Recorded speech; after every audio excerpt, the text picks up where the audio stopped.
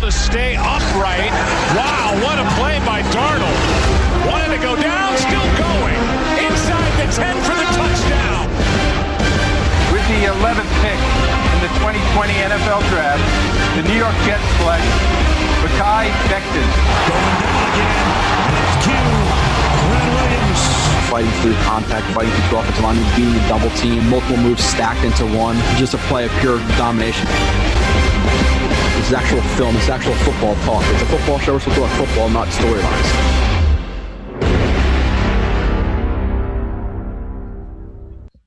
And you are listening to the 47th edition of Blewett's Blitz. I am Joe Blewett. I will be having Marcus Coleman join me in a couple of minutes as soon as he hops on, which should be pretty soon. After we're going to have him on for about an hour. And then after that, it's going to be me and Sabo. We're going to take some phone calls. If you guys want to do the phone calls, hopefully it'll work this week. If not, we'll adjust, but I think it should work again. We're figuring this stuff out. But again, jam-packed hour and a half with Marcus when he does join again, which should be pretty soon. Obviously, I have the football on behind me. Hopefully it's not distracting you guys too much, but I need to see what's happening, obviously, with the Jaguars. I think relatively close in the game right now, which is obviously a positive because we want the Jaguars to win this week for the Jets. But we're going to not talk about the Jaguars for the entire time. So we're going to talk about some of the midseason kind of talking points at this point for the Jets, which revolves a lot around their record and if they could finish at the number one pick and what they should do, if they should trade down, if they should not trade down. And I think at this point, it's obvious that a lot of Jets fans do want to take Lawrence, and I think that's the obvious thing to do because Sam Darnold at this point has not proven a lot, especially this season. And I think especially watching back a little bit last season during this offseason, you see that he was not as good as some people thought he might have been on broadcast. There's a lot of things that people don't notice. Like some of the arguments that people make for him are very simplistic in terms of, his receivers and who they are and them not being open. Like last week, we see that Joe Flacco had probably the best game a Jets quarterback has had since sometime last year. Definitely not this year. Darnold didn't have as good of a game as Joe Flacco did.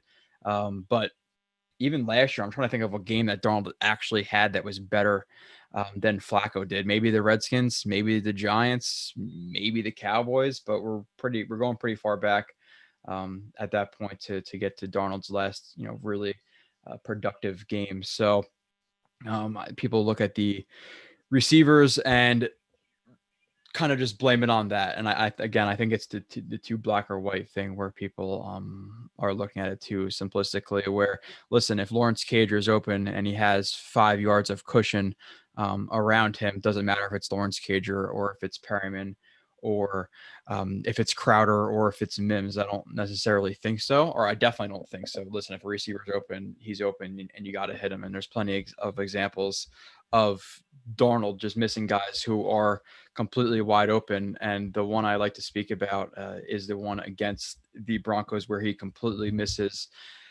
Cager over the middle. And then you see him get sacked.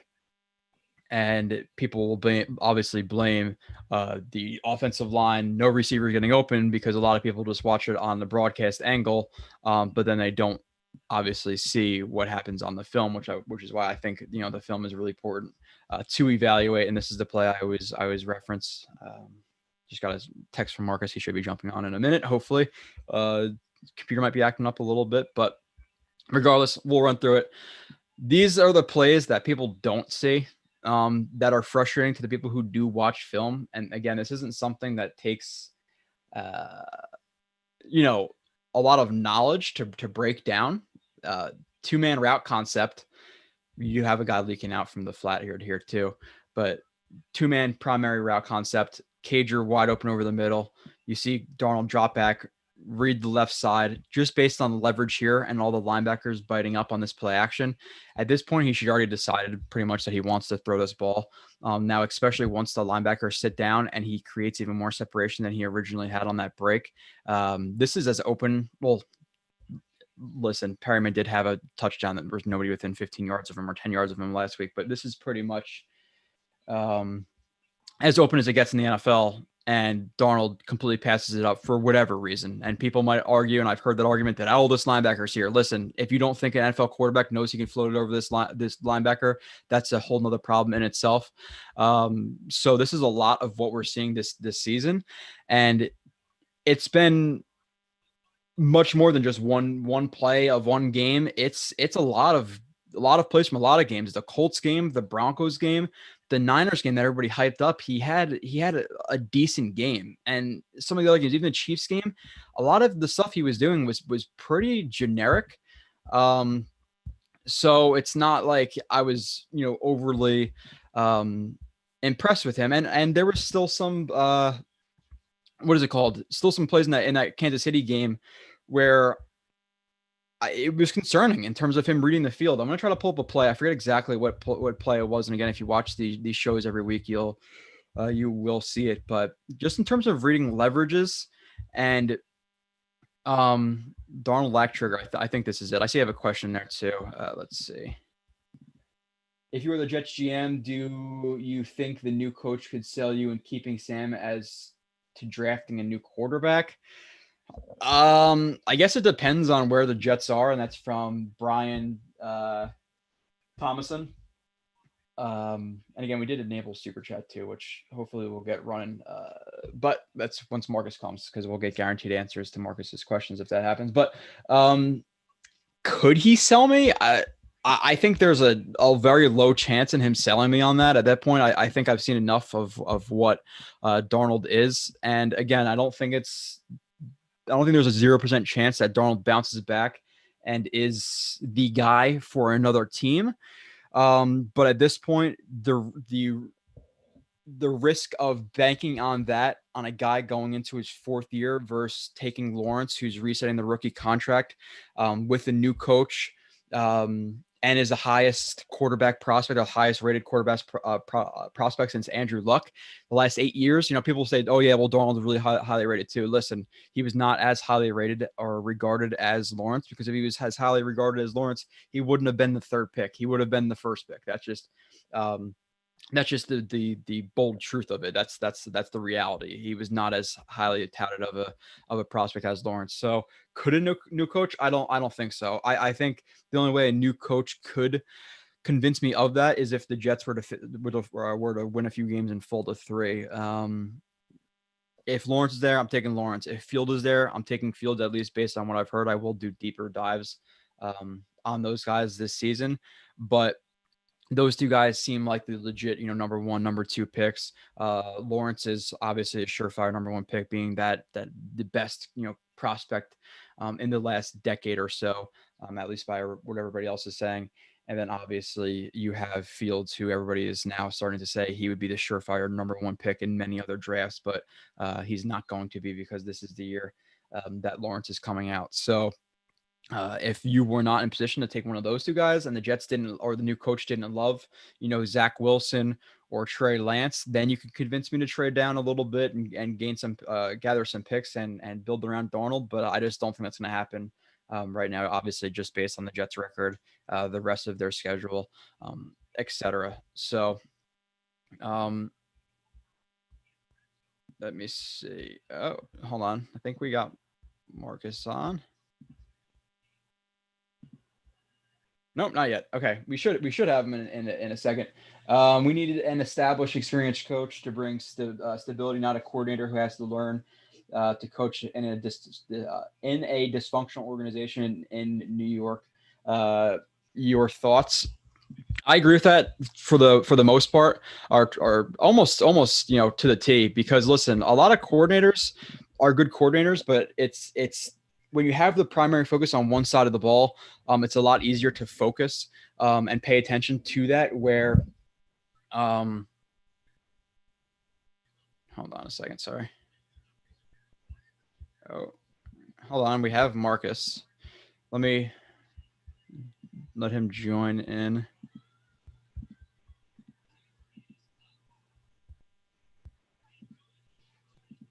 All right. Some technical difficulties, I see him, but he'll join in a second. But Yeah. So with that, coordinators, just look at a couple guys the Jets have hired last couple of years, where you have Rex Ryan, great coordinator, great defensive mind. Overall, as a head coach, not the best. He let his dedication to some people cloud his judgment in terms of draft picks and in terms of hiring guys. Todd Bowles, great defensive coordinator. He was great with the Cardinals. He was great. Now he's great with the Buccaneers, but he still was not successful as a head coach for time issues in terms of like the managing the clock, etc. So I think it's more important to bring a guy onto the Jets who is, a manager of the entire team. It's really important. Just a guy like Harbaugh in Baltimore. He's the overseer of the team. He lets the offensive guy run the offense. He lets the defensive guy in Wink Martindale run the defense. So I want a guy who's a leader of men. Listen, obviously, hold on. Having issues getting Marcus on, but he should be on. I don't know what the frick is going on right now.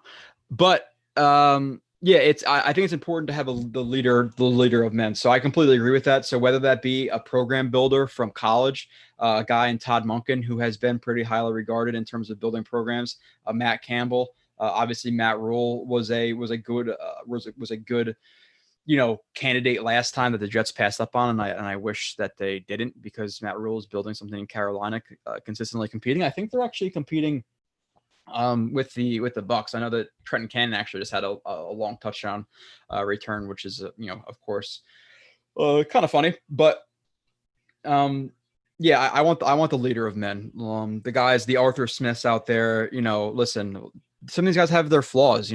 Tennessee, a lot of it is built around the run game, but last week and the last couple of weeks, Tannehill hasn't looked very great. I think Tannehill's completely overrated by fans, to be completely honest. The coordinator from the Ravens, I'm blanking out on his name right now, is a guy who has had a lot of running quarterbacks and his game plan has been based around the running quarterback, which is alrighty.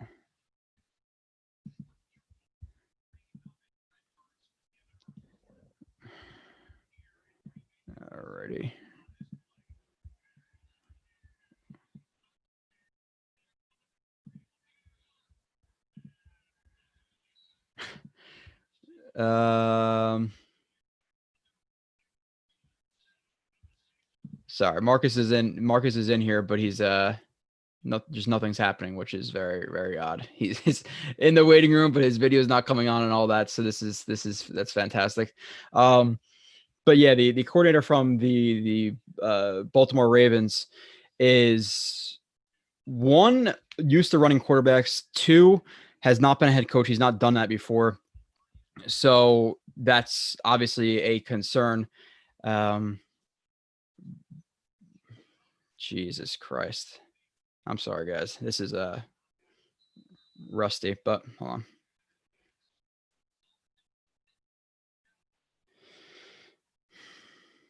on. But yeah, so and in the last couple of weeks too, he's had issues with the offense. Lamar Jackson has regressed this year. It's obvious. Even last year, listen, good year, but MVP level, was he better than Russ Wilson? Was he better than Patrick Mahomes? I think in no way that he was. And the last couple of weeks they've gone to bat, or not to bat, but they've gone head to head a little bit in terms of calling each other out. You have Lamar Jackson, who comes out the last couple of weeks and says that the defenses are calling out the plays before they happen, which is obviously a massive problem with the offense. So there's a ton of issues around these guys. Eric Bieniemy, might he have called a couple of plays for the Chiefs during the playoffs or whatever it was? Yes. Again, I want to get down to the nitty gritty of exactly what he called. But the problem with all of that is I always have issues with hiring, or with other teams or teams in general, hiring coordinators under the specialty of their head coach, because when Andy Reid is not there to help him in the film room with the offense, or the game plan with the offense, or literally call the offense. What is Bieniemy going to be? So that's a massive concern. So I want the program builder first and foremost.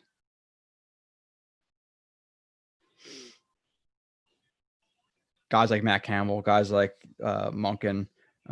There's a couple of other coordinators or coaches in college. A lot of people talk about Sweeney, but one of the things with him is he's known as more of a recruiter. So that's, again, a little bit concerning, because is he the guy who's going to be able to relate to guys in the NFL, guys who are 25, 27, 30, 32 years old, instead of, relating to those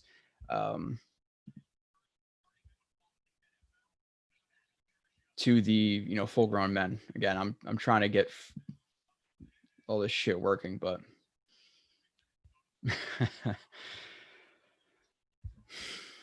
all right, we're still trying. Moving on from that, any other questions would be really appreciate right now. Hello everyone. Hello Shadow. I'm trying to fucking get this whatever.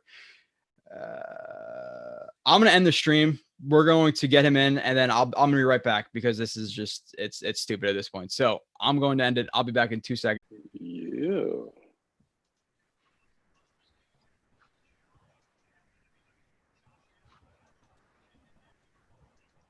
All right, go for it. All right. I think we're live. Marcus, what is up? Take two. Yeah, how's it going, man? I know I had some technical difficulties. What's going on with y'all? Typical Sunday, watching some games, hoping that the frickin' my parlays hit, and the Jaguars almost pulled it out against the Packers. But we appreciate you joining us. We have you for a little bit less than an hour, about 40 minutes or so. So we're gonna run through a ton of lightning round questions. If people do have questions for Marcus on the YouTube live, then let me know. If you have any questions on Periscope or whatever, drop those in there, and then we'll get them to Marcus. But we have a ton of questions, again, to get through in the next 40 minutes. So I might nudge you guys out and just take all the questions for myself. So 47th edition, take two. Got Marcus Coleman, played with the Jets from 1996 to 2001, correct? And then the Texans for 3 years after that, and the Cowboys for the last year of your career. And you just made a coaching change to the West Texas Warbirds, right, in the Arena League. Well, I was, but now I'm actually full time at Trinity University, so it's a Division III school here in San Antonio. You didn't even consult me, Marcus. Didn't even consult me. I'm sure you would have gave me the thumbs up on that one. That was easy. That's an easy decision. Monday Night Miracle. We had 3 picks that game. First team All-American. 25 interceptions in your career. 2 touchdowns in NFL. 6'3", beefy dude. The original, the OG Brandon Browner. Maybe is that how you played, Marcus? Nice and physical. Yeah, that's about right. Try to anyway. Yeah. So let's get into some. I'm gonna get into some lightning round. This is for the people who don't really know you, didn't watch prior to the YouTube lives, and we used to do a ton of shows together. What's your favorite game as a Jet? That's a tough one because we had so many. I mean, obviously the Monday Night Miracle is pretty special. I'm trying to think. Another game that was actually pretty special. When we went down to Tampa, I think that was a year after both of the Bills left. So Coach Parcells retired and Belichick went to New England. And so Al Groves, the head coach, and we go to Tampa, it always rains in Tampa. So we literally and it was storming like in the beginning of the warm-ups, and this was before they had all the rules about you can't go outside when it's wet, kind of deal doing warm-ups. Now, how they do it now these days, everybody kind of waits it out. We were just out there just like soaking wet, rain, doing our normal warm-ups or whatever, getting everything in. The Buccaneers were standing in the tunnel, just kind of waiting. And they went back in the locker room, and they came back into the tunnel, and they finally came out when it was nice and sunny. And, we put that beat down on them. And so that was the year. And that was also the year that, because Keyshawn Johnson actually went to Tampa that next year. So it was, not necessarily special because Key was there, but it was just the whole feel of the game, made it special. But obviously all the playoff games are special. It's kind of hard to just pick one though. I mean, to be quite honest with you. I'm going to make it even harder now, and I don't know if I want to get the answer because you said it's All hard right. to pick one. Best play, most favorite play of your career. Is there one that really sticks out? You're thinking about your favorite play you've ever made in your career, which is over, 11 years in the NFL? Yeah, I mean, obviously my first INT for a touchdown on Dan Marino was pretty special. Ooh, I didn't know that detail that your first pick was on Dan Marino. Yeah. So do you remember like the concept? What was it? How'd that go down? Do you remember? So it was I think they were in 11, and for whatever reason they had OJ McDuffie lined up all the way to the outside, and so anytime they did that, he always ran like a short 5 yards and in, because obviously OJ McDuffie is not running a fade route, when I'm standing out there. OJ McDuffie is like 5'9", 5'10", and then you have me. So it's just kind of like, so you're running that play. Like, okay, well, let me go ahead and let me slide on in a little bit. So I just like slid over like one step. Yeah. And Marino didn't even think about it. He just turned around. He just, took the step and threw it. And so from then on, it was off to the races after that. That was your rookie year? No, that was year 3. Yeah, like year 3 with my first pick 6. Yeah. I know you said this before, but I want to reiterate it. You said that you were a bigger guy, so you always struggled with the shiftier slot receivers. Who was that hardest matchup as that slot receiver? That Wes Welker, Julian Edelman, even Jamison Crowder type 5'9", really twitchy and explosive out of their breaks. Yeah, I mean, Marvin Harrison was obviously pretty good. I think we all can agree on that. So Who was that? Yeah, exactly. Yeah. So he was and most of the time I actually didn't end up on him. AG usually ended up on him most of the time, but when I did end up on Marvin, like he's tough. And I'm trying to think of anybody else. And it's hard to really think of anybody else outside of Wayne in practice, because everybody else was kind of big. I mean, you had OJ who was kind of small, but Buffalo had 2 good size receivers. And really, if you look at the Raiders, if you look at the Chiefs, I mean, you look at Dallas, like everybody pretty much has some 6 foot, 6'1", kind of bigger guys. Minnesota, I mean, obviously Tampa. So there weren't a lot of small, shifty dudes, playing, kind of like during my era. Most, you had a lot of Randy Mosses and those kind of guys. The Michael Irvin. That was kind of like the norm, back then. Yeah, and we were talking about the whole thing with Tampa and the wetness and them not maybe you being used to the those nitty gritty, dirty games that the New Yorkers were used to. But what was your transition like from Texas to New York? Because you're in Texas now. You're clearly a Texas guy. You probably kind of pushed Jamal Adams to leave the Jets because he was all about the Cowboys. I feel you. But what was your transition like from the warm weather to the cold turf of? Well, I don't know if you played on turf. It was grass probably. Or I don't know if it was or not. Honestly, we got in the Meadowlands. Was it turf the whole time you were there, or they changed? No, it was all turf. Yeah, it was turf. It was at old turf too. Yeah, with the how was carpet. How was that transition? Because I know playing at least in New Jersey, September's fine when it's 80 degrees, but once it starts getting to 30-degree weather in November and December when you're playing, how was that transition? It wasn't bad. In the cold, the weather wasn't a problem. The reason why I say that is because Lubbock is about 3,200 feet above sea level. So it gets cold as, I don't know what in Lubbock. Like, and I know it's in Texas, so you don't think that, but I mean, we get snowflakes like, I'm talking about like seriously, like huge, dude. Yeah, and it snows a lot there. So that was like the easy part, to be honest with you. But the thing I had to get used to was just everything is like right now. It seems like, because New York is, I mean, it's a fast-paced town. Obviously, coming from a place like Lubbock where, everybody's like super chill and it's absolutely relaxed. But I had to get used to the speed of the city and the people as well. I'm used to just kind of speaking to everybody, hey, how you doing? New Yorkers look at you like, why are you talking to me? kind of. Yeah. Oh yeah, for real. Yeah. So I had to get. I honestly, those are the two hardest things I had to get used to. Was just that and just going with getting kind of getting with the speed of the city and how everything rolls. But after that, I loved it though. I mean, it's probably my favorite place. To tell you the truth in the country. To be honest with you, I love New York. Yeah, it's a little bit different. Like I remember going to Germany and then like it taking like 45 minutes for them to take our orders and like the waiters like inviting us over for dinner. I was like, what is wrong with these people? And then even going to Indy, me and my friends were like walking around in Jets jerseys and like some guy stops us like, oh, this guy's gonna like want to start something, like all this stuff, stopping us. He's wearing a Colts jersey, wearing Jets jerseys. Like, so like, what is it like rooting for the Jets? Like, how are the Jets? How is New York? I was like, what is wrong with this guy? Like this ain't right. We're just used to people being aggressive. Yeah, y'all are hardcore, man. But the New York, even like the Bills fans. I know the West got has some fans who get a little bit aggressive. I like 49ers, the Raiders, but yeah, the Jets, even the Pats, probably a little bit. The Eagles, the Giants are the white collar guys though, so they don't really count. Yeah, right. Continuing on with you, Marcus, favorite coach, team, and teammate. Do you have a coach who really helped you out? And do you have a teammate who really helped you out, or who you just enjoyed? Yeah. You might have been a vet and loved some young guy who always lightened the mood.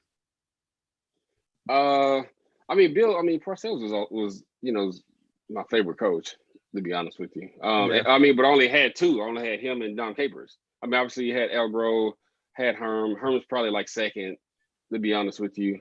On that list. I mean, but Bill was kind of the one that, especially early on when he came, I was still young in my career because when he came, it was only my second year. So between, he and that entire staff, I learned so much football just in the short span of time that they were there. You think coming into the league, and playing in college and, playing in a decent D1 school, you think you know a lot of football, and then you get there and I'm just like, dude, I don't know anything. Kind of deal. Yeah. So, I actually learned, a lot, from, not just Coach Parcells, but from that entire staff, where there was Belichick, Ty Bowles, Rack, Coach Sutton, it's just, you name it. I always tell everybody, that was kind of like the who's who of like NFL staffs, if you think about it. So, you have opportunity to learn quite a bit on both sides of the ball, honestly, listening to Dan Henning talk to the offense actually helped me because now I understood what they were trying to do to attack us, how they were trying to, design plays, things like that. So it's, that would probably be, obviously Bill, like I said, is probably the main one. And just that whole staff, was kind of like my favorite one. Yeah, I want to ask you two more questions before we get into some questions from the YouTube live that people are asking you. Welcome to the NFL moment. What was it? Did you have one that you can remember? My welcome to the NFL moment. Double move, getting trucked. There had to be something. Yeah, I know. I'm trying to think. Because I'm trying to erase it from your memory. No, I keep stuff like that. Because you got. And because my year was kind of weird, it was my rookie year was, obviously Rich Kotite was our head coach my rookie year, the year we went 1-15. So yeah, it wasn't like your normal like NFL kind of like deal. So we're gonna draw some comparisons to Kotite and Adam Gase right now. Trust me, that's coming up. Yeah, so it was really weird, and I recall even doing a training camp. Ray Makers and I were just kind of like, "Is this it? Like this is the league? Oh, we're good." Obviously before Bill got there, but that was a culture shock, I'm sure. Yeah, it absolutely. Yeah, I can't really think of my welcome to the NFL moment. And I'm really trying to think because I know I got blew up in there somewhere by somebody, because it happens, especially, back then. And I was playing, I was one of the front blockers on kick return. Obviously, I was always running down on kickoffs. I know somebody blew me up. I just can't remember who it was. I don't know. Get back with me. Give me a few minutes. I'll circle back around to that one. All right. Was there, now I don't want to get too much into this, but you left the Jets. Was there a reason you left the Jets? Like what happened with the Jets? And obviously you don't have to say everything, but no, you were there for a couple of years and then you left. So what happened? What ended up happening with the Jets? Yeah. So, obviously I was there and this was I was already there 6 years, and Coach Edwards was going into his second year. And so Ted Cottrell was the defensive coordinator, and obviously Herm, Coach Edwards was the head coach. But they had, and Coach Edwards came from like Tampa, where they ran, Tampa 2, that kind of style of defense. Coach Cottrell is more like fire zone man. He likes attack, and so honestly, we were playing like 2 different defenses at the same time that one year. So, Coach Edwards obviously, and I get it. It was a business decision, and myself and Aaron got it. That's when Houston came along and they put us up on the expansion draft. And obviously Coach Capers, who, made his name in Pittsburgh, is defensive guru with zone blitz, things like that. He wanted 2 corners, particularly that had experience. And, Aaron and I obviously had big numbers at that time in regards to like salary cap and that kind of stuff. And Coach Edwards wanted to, kind of have his guys in there, which, nobody had an issue with it. It was just kind of like, all right, like we get it. That's the business of ball. So, we got put on the expansion draft, and Houston, took us both. So, that's in a nutshell what happened. And I'm sure like that, obviously you love New York too, but transitioning back to going to Texas is like Cowboys or the Texans would probably be the next best place for you to play, just in terms of like your family life and stuff. So I'm sure that was pretty cool at the same time. Shadow Maniac asks, what rules do you think impacted football significantly this past decade, and do you like it? Well, obviously, one, I think the pass interference rule is a little ticky-tack now. Obviously, yeah, I know. You can't hit guys coming across the middle anymore because and I do agree with it. Taking the crown of the head and taking the helmet out of play, like I'm totally with that. It just makes it tough, on safeties to come, deliver those big blows like you're used to seeing. Also, what I do think is kind of like I don't want to say the B word, but it's kind of like a little soft move, is you're asking at minimum a 295-pound plus defensive lineman to basically hug the quarterback and gently lay him down. So, obviously you have the rule where if they feel like you're driving the quarterback into the ground, it's a flag. And that's guys are starting to learn how to do it now, but you seeing quarterbacks now, you start to see legs getting hurt because guys are just, kind of gator rolling now, trying to tackle these dudes. Or you see the other where, and I was watching the Houston and Cleveland game earlier where Cleveland had Deshaun Watson hammer around the legs, and, he just kind of twinkle-toed his way out because nobody can really lay a lick on him. So it's, those have been probably the biggest ones. The kickoff rules, in regards to like returns, like no wedges, things like that. Like I actually do like that, tell you the truth. It actually kind of makes you think as a special teams coordinator, you got to figure out some different ways to, kind of come up with game plans. But the PI rule, the quarterback sack rule, those are probably the biggest ones. All the other stuff is just little. It's brutal, man. Like you're saying, I just want to bring up the example you're talking about. Like Q is literally on his last step as Rippon is getting rid of the ball right here. And he hugs him, and he actually tries to go off to the side of him. Yes. And he gets called for a penalty there. Like it happens all the time. And I don't know if you saw the play, I'm going to pull it up anyway, of Ashton Davis last week, but Ashton Davis, lays a good shot onto, what is it called? Cam Newton. And of course it's a penalty because Ashton, listen, what, go ahead. No, I was going to say the reason why they call it is because that right there. Because his helmet snapped forward. Or you're talking about because he lunged. He launched right there, helmet down into, and you already know the rule. You can't hit the head of the quarterback. It's so soft. I hate it. I'm with you, but I know. But this is prime example. So he has the launch, and because Cam's 6'5" and Ashton's like 5'10", 5'11", ish. He launches, and that's why they call the penalty. See right there. Brutal. But that's why. I know. It is so brutal, though. I'm with you, though. It sucks. That's for the NFL refs, like, have never played football, and you realize like how like split second of a decision is, especially in the NFL where guys are running 4.4s and shit like that. And you got Cam Newton who's 6'5", 245, and you're trying to bring him down. Like, oh, hold on, let me go around his waist. I hate those rules. Listen, it's the NFL. You're gonna get smacked. Like you gotta, it comes with it. Someone else asked Brian Javits, any memories from playing with Victor Green, the tackling machine? Dude, Vic was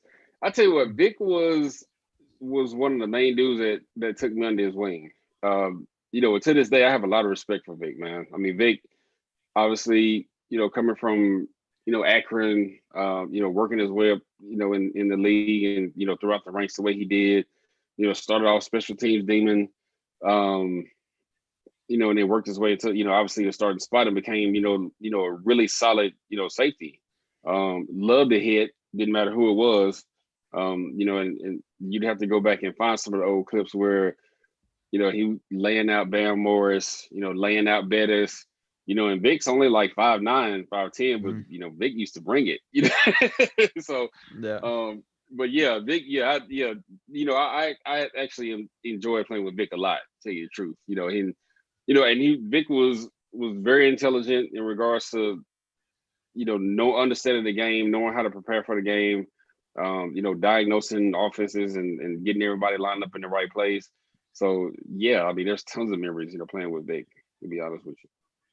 I feel like I always got laid out more by the smaller dudes because their leverage is just ridiculous. Yeah, you get those small dudes and then they're 200 pounds. Yeah, man. Yeah, I remember I got rocked by a fullback, and I was like arc blocking for a running back. We ran like a wing set, and I didn't see him, and he got under like my ribs, and I did a backflip, and it sucked. I can't imagine the NFL when they're 1,000 times faster and 1,000 times stronger. Yeah. Somebody said, Dark Demonic said, Marcus, did you enjoy playing for the Texans or Jets more? And thanks for the memories of the late 90s. One of my favorite players growing up. Oh, appreciate it, man. Oh, man. Even if you have an answer, even if it is the Texans, I think you're going to bend it right now to the Jets. Unless you're going to be dead honest. Let's do it. Well, no, I keep it real. It's playing for the Jets was probably better. And I probably had more fun there. And reason being is because, A, that's where I got my start, number one. But B, just, again, being able to play under the coaching staff and with the players that I did, in Houston, it was completely different. And I played with some good players, in Houston, like Jamie Sharper, Gary Walker, Gary was in Jacksonville. Jamie obviously played on the Baltimore played with the Ravens when they won the Super Bowl. Played with, Tony Banks, but some of the names and some of the guys that came through, New York, Vinny, obviously you played with Wayne and Q, Jumbo Elliott, Pepper Johnson, Steve Atwater. It's just kind of like, you're playing with some dudes that, you kind of watched before you got there and, you kind of become one of the dudes, if that makes sense. So just that whole experience for me was, I enjoyed it. And then obviously, going to the playoffs, go to the FC Championship game, all of those memories that, that's, was probably the most where I had the most fun, why it was better. Yeah. When Quinn Williams got to the Jets, like his first interview was like, oh, Le'Veon Bell is here and Jamal Adams walked past my locker and this is crazy. Yeah. So I can imagine. And I think that's like the major difference that people talk about with that Rich Kotite year versus this year with Adam Gase is that Kotite year, like the team actually had a ton of talent on the team. And you can see that when Parcells came in, you guys won a ton of games under Parcells and the roster turnover wasn't that great, where the Jets roster, they suck, but the roster also sucks too. Minus a few guys, but what was that like that transition from Kotite to Parcells? Because like you said, like you thought it was easy coming in, and we hear stories all the time of Kotite like being on the phone and texting during practice and like not being very involved. And you think, listen, like it's an NFL coach and that's his job. Like you're making, I don't know at that point, but hundreds of thousands of dollars. And it's your career and you're texting during a practice where you only have a couple hours, just put your phone down. So what was that like really like behind, like obviously not every detail, but like what was that like behind the scenes, like the players, like were they talking like what the hell is this guy doing? Like Well, when I got there, it was. I guess when I got there, it was just kind of like I don't know. It was weird because once everybody kind of figured out how the program was being run, then everybody just kind of went with it. Nobody really said anything. You just kind of, especially the older guys, they were just kind of like, young buck, just whatever, do what you need to do right now. And I mean, this is just all it is right now. And then, when Coach Parcells and that whole staff came in, like I mean, it changed. When I say it changed immediately, like it literally changed immediately. It you were was gone? literally as soon as he got, as soon as we knew he was the head coach. I'm talking about like the next day, it was just like you getting all this information, like everything just changed. Everybody's attitude changed. Everybody puckered up a little bit. Everybody's everybody tightened up a little bit. Yeah, it completely changed, dude. Yeah. So and then obviously like training camp was different because I think our training camp that year was on like a couple weeks. Coach P came in, it was like 8 weeks. We were hitting like every day, having live goal line sessions, that kind of stuff, which I enjoyed. That was fun. But yeah, it changed a lot. Like it was night and day. No more of that in the NFL. Okay, we got a ton more questions. We're gonna run through them. I guess relatively quickly because you got to go pretty soon. Speaking of weather and turfs, what do you think about more and more teams going to indoor stadiums? How do you feel indoor versus outdoor stadiums? This is from Shadow Maniac 78. I mean, indoor is cool when you need it. I mean, I think from a business standpoint, if you're with the owners, you're like, well, if we got indoor, you can play any game at any time. Obviously, but as a player, we don't care either way. The difference between everybody getting the new indoor stadiums now and actually playing on natural grass, that kind of stuff is what a lot of guys have been arguing about is obviously the body, because playing on that field turf all the time does at some point kind of take a toll on your joints, just because the plant and drive is it grabs so much depending on where you're playing. And some people, and I think for MetLife, that's why everybody was all up in arms when San Francisco had their little debacle or whatever it is, because the rubber pellets, the levels, are different. So you go to some places, and I think if you have more pellets, like you slip more or whatever it is, and the less you have, then, you get more grip. So it's them trying to figure out that ratio to kind of make it, as close to grass as possible.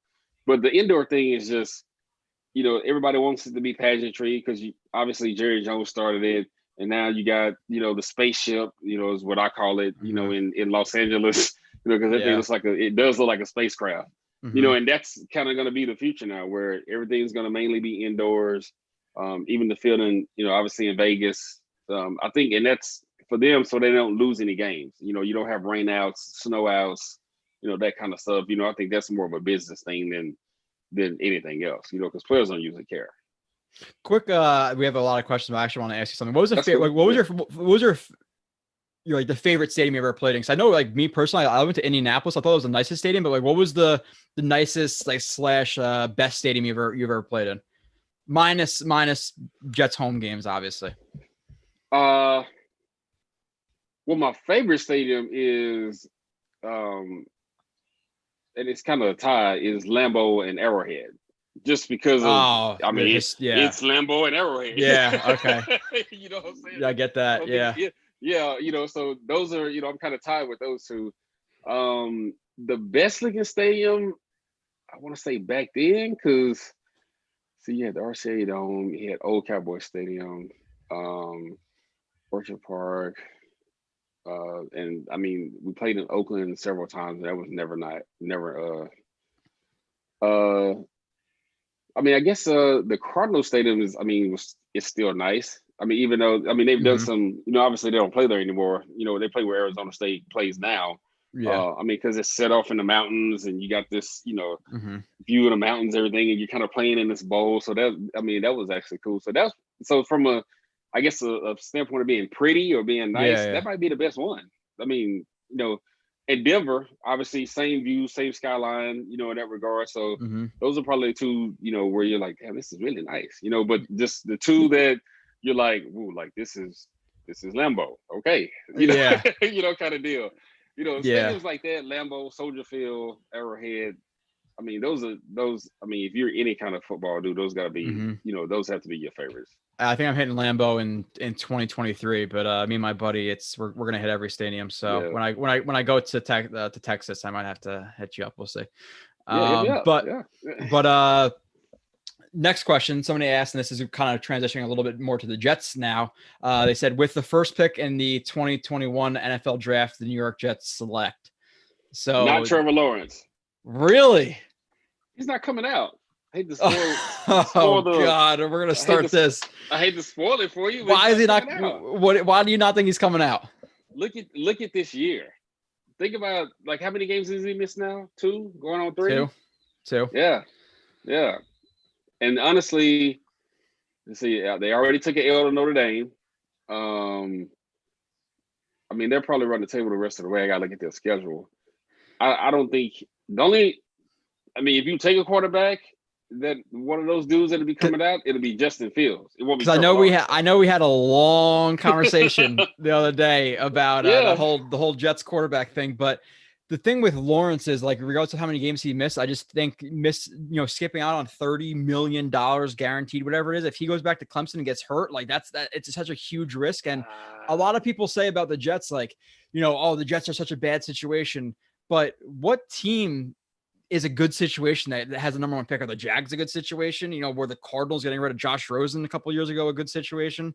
Right. This year the Giants, whoever it is. So I don't think going to New York, especially if your agents are poking around, and people as well. Joe Douglas is pretty highly regarded around the league, so it's not like you have a terrible GM. Now, if Adam Gase were to be the head coach, I think that he might, either go back or force a trade or whatever it may be. But I still think he's coming out. You think he's not going to come out because to avoid the Jets or to play another year? And if not, what are your feelings on Fields? You seem relatively high on him. I think. Well, with Lawrence, I don't even think it has anything to do with the Jets. To say the truth, I think it's more of, and I think it'll depend on how Clemson ends their year this year. I think it more depends on that. So you have a abbreviated season. Obviously, you lose Notre Dame, which Notre Dame needs to just, put the big boy pants on and just join the ACC and stop, being scared. But I think it'll depend on how their season, ends up. And obviously, if they don't make the college playoff or something happens, he's absolutely going back to Clemson. You can bank on that. So it has nothing to do with. We're gonna have we're having a friendly bet off of the air of this one. So it has nothing to do with New York. I just think there's more. For him, there would be, and just the way that he is, there would be some unfinished business left at Clemson. Which, I mean, okay. I mean, and I get what you're saying. I'm with you. That's what I'm saying. And that would be yes, you already have an national championship, but I mean, dudes like that, that's just kind of how they are. So we haven't done a podcast in 4 months, and you're breaking my heart. The one you come back. I'm not breaking your heart. I don't want you to go all in and be. I'm all in. You're way too late on that. Have you watched it? Have you watched the Jets this year? Yeah, but I'm trying to bring you back a little bit. A little bit. But I mean, Justin Fields obviously isn't Trevor Lawrence, but if you look at his numbers, I mean, it's like 1A and 1B though. He's not that far off. I mean, he's playing really well this year. I mean, it's not, it's not and they're not throwing a ton of balls. I mean, he's probably throwing 30, 40 balls, whatever it is, but the last couple of games, I think they've been in the 28, 29, 30 range, and he's like 26 to 30, 28 to 29, and no turnovers, that kind of stuff. So he's kind of making his mark. But I mean, if Lawrence is there, obviously I get you can't pass on him. But my argument to that. So, which is, a wrong one. How's it a wrong one? We have a lot of off season to discuss this, Marcus, and I know you'll be back on for the off season because we only got 15 minutes left or so with you probably. Let me know when you got to go. But yeah, it's a long discussion with that whole thing. I've let my feelings be known on this show. I let my feelings be known to you. And it's right. I'm right. It is what it is. But somebody asked you before you were selected in the expansion draft, did your agent coordinate with the Texans, or did the Jets put you as an eligible player with involvement in your side? I don't know exactly what they're trying to ask there. What they do is, how it works is they put you, the team makes you available. So I guess if you have these boxes, and every team has a box, and the players that are available are put in this box. And then yes, after that, the team, if a team is interested in you, they're calling your team, or that your agent is calling, said team, and they're kind of like, running a 3-way or a 2-way or however it is or whatever. And I mean, really, they're both involved, tell you the truth, and it's, it's kind of set up like that. So that's how it works. I don't know what's necessarily said behind. It's just kind of, it was just kind of, okay, you're made available. And I'm just sitting around waiting. Eligible. Yeah. You just know that you're eligible. And then, Jimmy Sexton, who was my agent at the time, he was just like, well, Houston's going to take you. Somebody asked, it seems that the offensive schemes and you don't have to answer, that offensive schemes are involving more option read option, and mobile quarterbacks. Do you see defenses playing differently than it did decades ago? Yes, that's the easy answer to that question. Yeah. That's it. What style of coaching did you respond most to? That's from Shadow Maniac again. Oh, I can do either. And I've had all. Like, I've had the cool coach is just kind of like, hey, just kind of talk to you normal, whatever it is. And I've had the dude that, excuse my language, MF'd you, up and down the entire time, and it's just kind of like, you just kind of take it as is. You know who you're dealing with. It's not a big deal. Does that ever run thin? Does that ever run thin, like the guys who MF you up and down? Because I know, like, with guys like Harbaugh, people say it works for, year 2, maybe 3, but after that, like 4th, 5th, 6th year, it gets a little bit old. Did you find that in your career at all? Well, the thing is, there's got to be a balance of how you MF people. So, and a way to do it. So, like, for example, if, like, my college coach, Spike Dykes, didn't really MF you, he just, like, talked, like, he just basically just, like, talked trash to you all the time. But it would be good and bad, but the message was, like, in there in the middle. So, like, Bill, Coach Parcells was the same way. Now, Coach Parcells either give you, like, the look, like, the don't F with me look kind of deal, or, or sometimes he'll call you over and he'll love on you, while explaining the message. So you can't just go all in MFing people, like, you just can't do that all the time. And even Coach Belichick is good about that too. Like, sometimes he just probably won't say a damn thing to you, but you'll get the look, but on the back end, he may come back, a day later or something, or while you're in the meeting room, and he'll just say, hey, this is what I'm trying to explain to you. And so you get the message, but if you just out there just MFing people all the time and, talking bad about people, and there's hardly any, encouragement, it gets old. So, like, it may work the first year or so, 2 years, but after that, it's just kind of like, dude, I'm not listening to you. Yeah. Kind of day. So you don't even hear the message, even if there is a good one, so there's a way to do it. You got to work it when you do it. I feel like Belichick's like one of those guys, like, kind of just like walk up behind you and like softly whisper in your ear to meet him on the practice field an hour early today or something like that, to have you running laps or something. I don't think you could do that in the NFL now, but I'm sure when you played, they could do whatever the hell they wanted. Which NFL coach taught you the most about football, which you already said, Parcells? Do NFL players learn more from their coaches playing in games, other players, or off-season training? That's from MO. Well, probably, I guess now it would probably be off season, because we didn't have off seasons the way that they do now. I mean, we had OTAs and that kind of stuff, but we didn't install a lot, and most of it was just lifting and running during that time. So most of our learning came from being in the classroom, playing the games, once training camp started. That's when you got the bulk of everything. Now it's a little different because guys have access to everything on the iPads and, tablets and everything. So you can literally look at your playbook, 365 days a year. So that's what makes it different. Somebody said, Dark Demonic said, Marcus, who was your closest friend when you played for the Jets? I always assumed it was Aaron Glenn, since you guys are both from Texas. Yeah, it was mainly Aaron, Ray Mickens, and Marvin Jones. So the dudes that I usually ran with was Aaron, Ray, Yeah. Victor, and Marvin Jones were kind of the guys that I ran with. You know, we have some. Marcus is trying to let us down gently.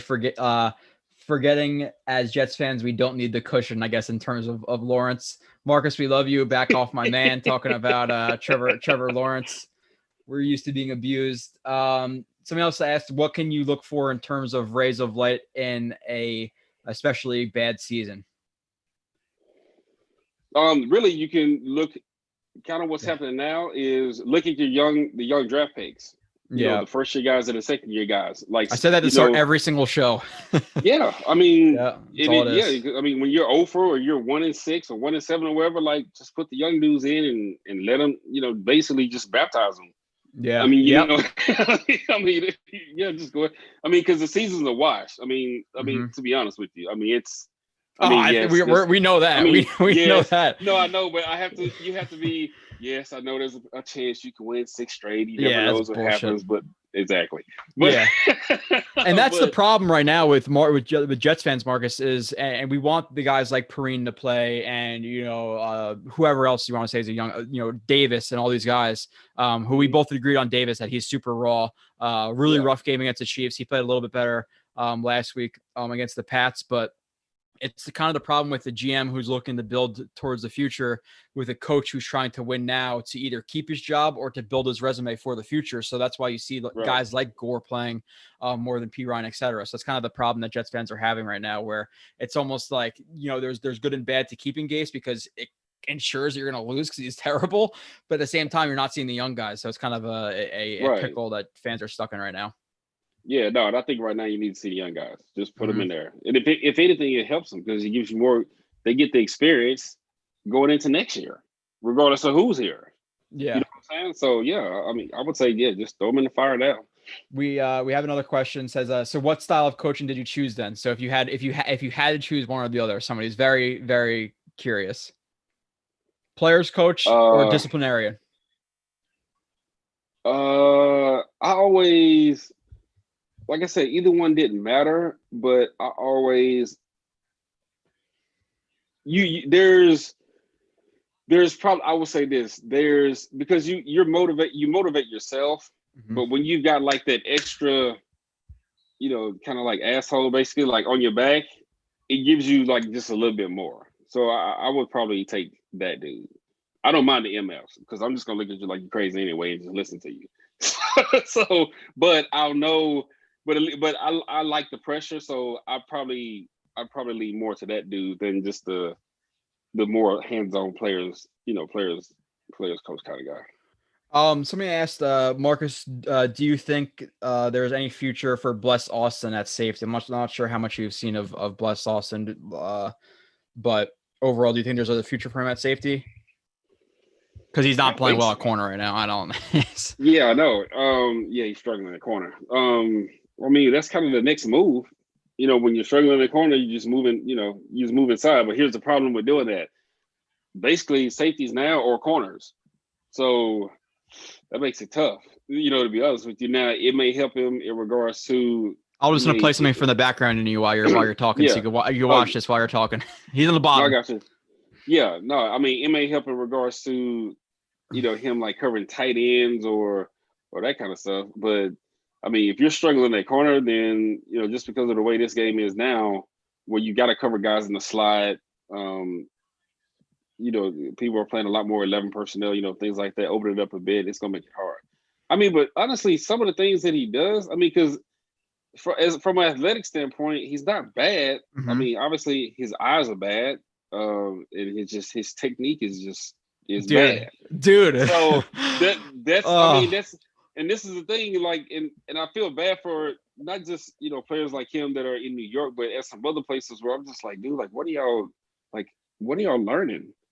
You know, so because I'm looking at I'm just like, what are you doing? That's why everybody hypes up Denard Wilson, and I don't want to call out like coaches or anything like that, but every DB that the Jets have had, and like we've watched a lot of film together, especially about DBs and stuff like that. But the Jets DBs, like their technique is so awful. Like he plays inside leverage when he's supposed to play outside leverage. His eyes are inside when they're not supposed to be inside. He's not taking read steps. Instead, he's taking read steps towards the bottom of when he's like going to throw a T-step or a quarter step, like completely off when they're supposed to be.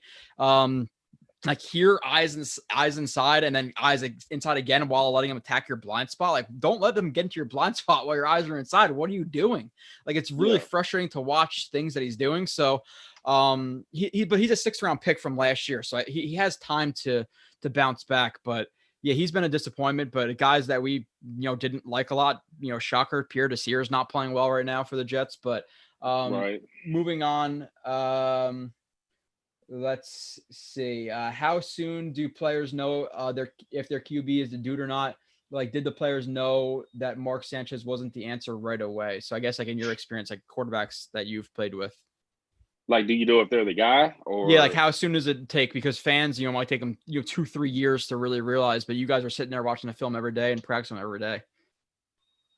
I mean, especially watching in practice, like, it's just kind of like Yikes. I mean, yeah. I mean, who's gonna be the guy, who's not gonna be the guy, but you can't. I mean, obviously we can't say anything, but yeah, you can look and see, but like, okay, yeah, he's not gonna be here. Like, he'll probably be here. Like, he's not gonna be here. He's gonna be starter. How much did you hate how much did you hate interviews? Because to be completely honest, and I've said this to you before, I hate player interviews. Like, I love listening to retired guys talk because they can say whatever they want for the most part. But like the interviews, like the same thing. We practiced hard this week. We almost had them. Like, it's all the same crap over and over again. Like, did you not like doing interviews? We'll see. That's what they do now. Back in the day, like back in my day. Well, yeah. I mean, honestly, I felt like guys were a lot more honest in the interviews. To be honest with you, and especially some of the bigger personalities that, of guys that played back then, even the ones that weren't trying to be, even, the more, I don't want to say PC, but like the Steve Youngs or the Peyton Mannings. And I mean, they just said it like it was. Now, you may not have gotten everything, but you got an answer that was like, okay, it wasn't, you weren't getting the same answer every week like these dudes. Well, the guys come out every week and they practice hard every week. And, we were 1 or 2 plays away. Like, you can't be 1 or 2 plays away every week, bro. Like, so like now it's just, it's everything's very rehearsed, and it's almost like somebody, like their PR person runs over and be like, okay, here, this is what you say, and kind of deal. Brutal. So yeah, I just felt like back, I just felt like, prior, like guys were a lot more honest, with what's going on. If you had a crappy game, you just like, I had a crappy game.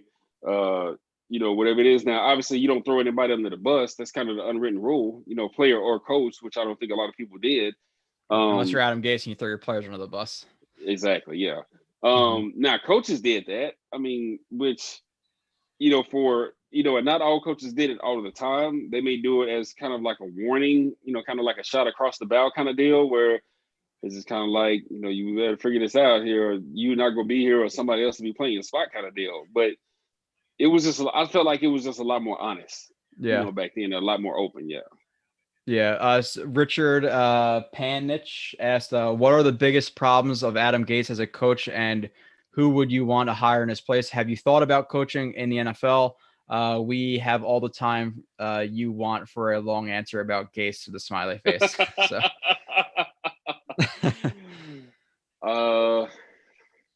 I don't know. I guess my only thing with Gase is it's kind of hard to see the allure when he first came in, and I try to look at it as it is, and I understand, him working with kind of hard. Then you go, and obviously you look at the track record from Chicago to Miami to like here, and it's just kind of like, the only thing you can do is just kind of be like, okay, I mean, I don't know, because I wasn't in the interview room when he interviewed for you, so I don't know what was said, so I don't know. I mean, I guess he told you something that you wanted to hear, but I mean, there's a few other guys over here, that I probably think, would be better. That was my thing. That was kind of, it still is kind of my thing. Like, what's the allure of why he got hired and why everybody's like the big rumor about that was that Peyton Manning called Woody Johnson and recommended his buddy and Adam Gase, and that's why he was hired. But he's been terrible coach in terms of adjustments. Last week, Marcus, they're on a 41-yard line with 6 minutes to go, or about 6 minutes to go in the first quarter. Score is 0-0. They punt the ball. You're 0-8, bro. Like what are you doing? I know. It's clock management. The fact that he always throws players under the bus. He literally say in interviews, he'll be like, "Oh well, the Patriots did this. They adjusted this way," and he'll say, "Oh well, I need to watch the film to figure out what went wrong." Hey, buddy. I had high school coaches who can tell you what's going wrong in a game while you're coaching it and you adjust. How, as an NFL coach, not know how to adjust in game? Like I don't know how that's possible. Like we would know that as players, like, oh my God, their 5 tech keeps shooting inside the B gap and it keeps fucking up our outside zone, like whatever it may be. Like you can adjust to that stuff. And he says, "Oh, well, I gotta go and watch the film." Like what? Like he's so beyond lost as a coach, and he's a dick on top of it. So I'm sure the players don't love that, but somebody else, Bill Slocum. What kind of coach was Al Groh to play for? Oh, I love Al. Al was well, no, because Al was a little different. Al was, Coach Groh was more philosophical with the way that he got everything across. Like there was always, like he would read something from, a passage of, some, whether it be poetry, some kind of literature, or like something. Or some other coach that, said something, and his messages were strong, and the way that he presented everything was like he got your attention. And he was always, and he was one of those dudes that had like the balance between, and he really didn't curse that much, but between like getting on somebody and loving you up, like he was really good at that. Like he was probably like the best. Yeah, he was straight that. Yeah, he was down the middle.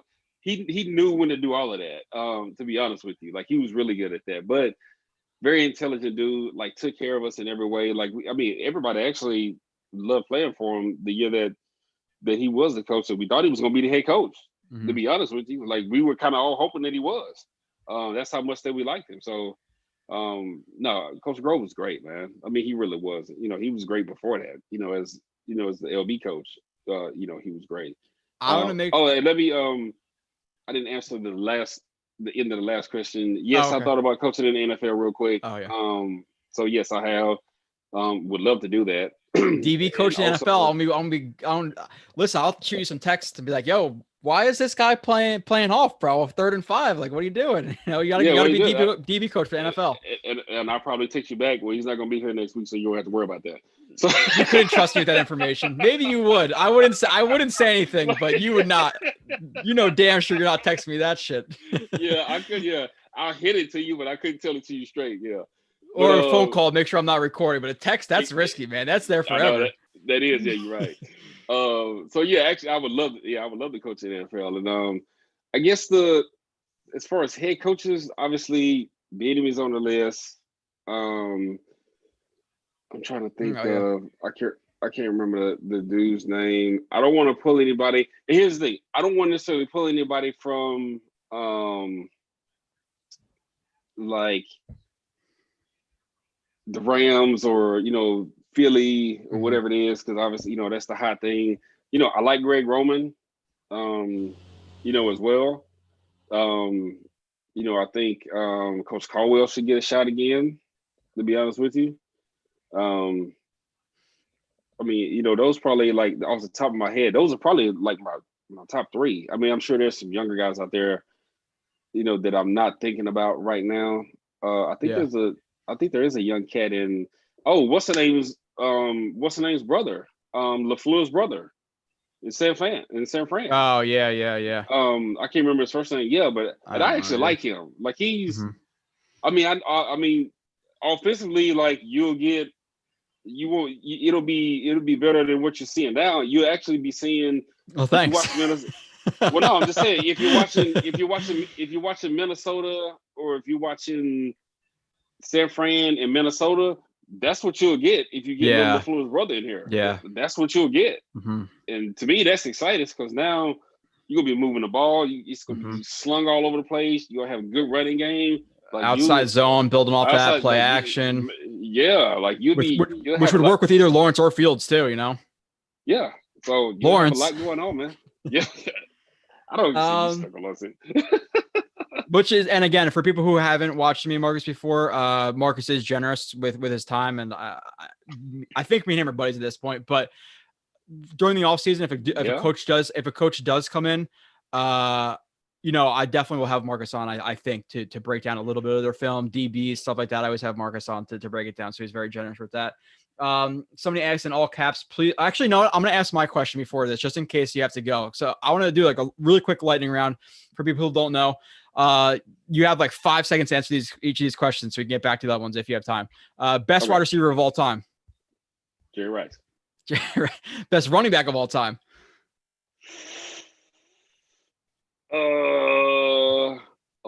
Lord.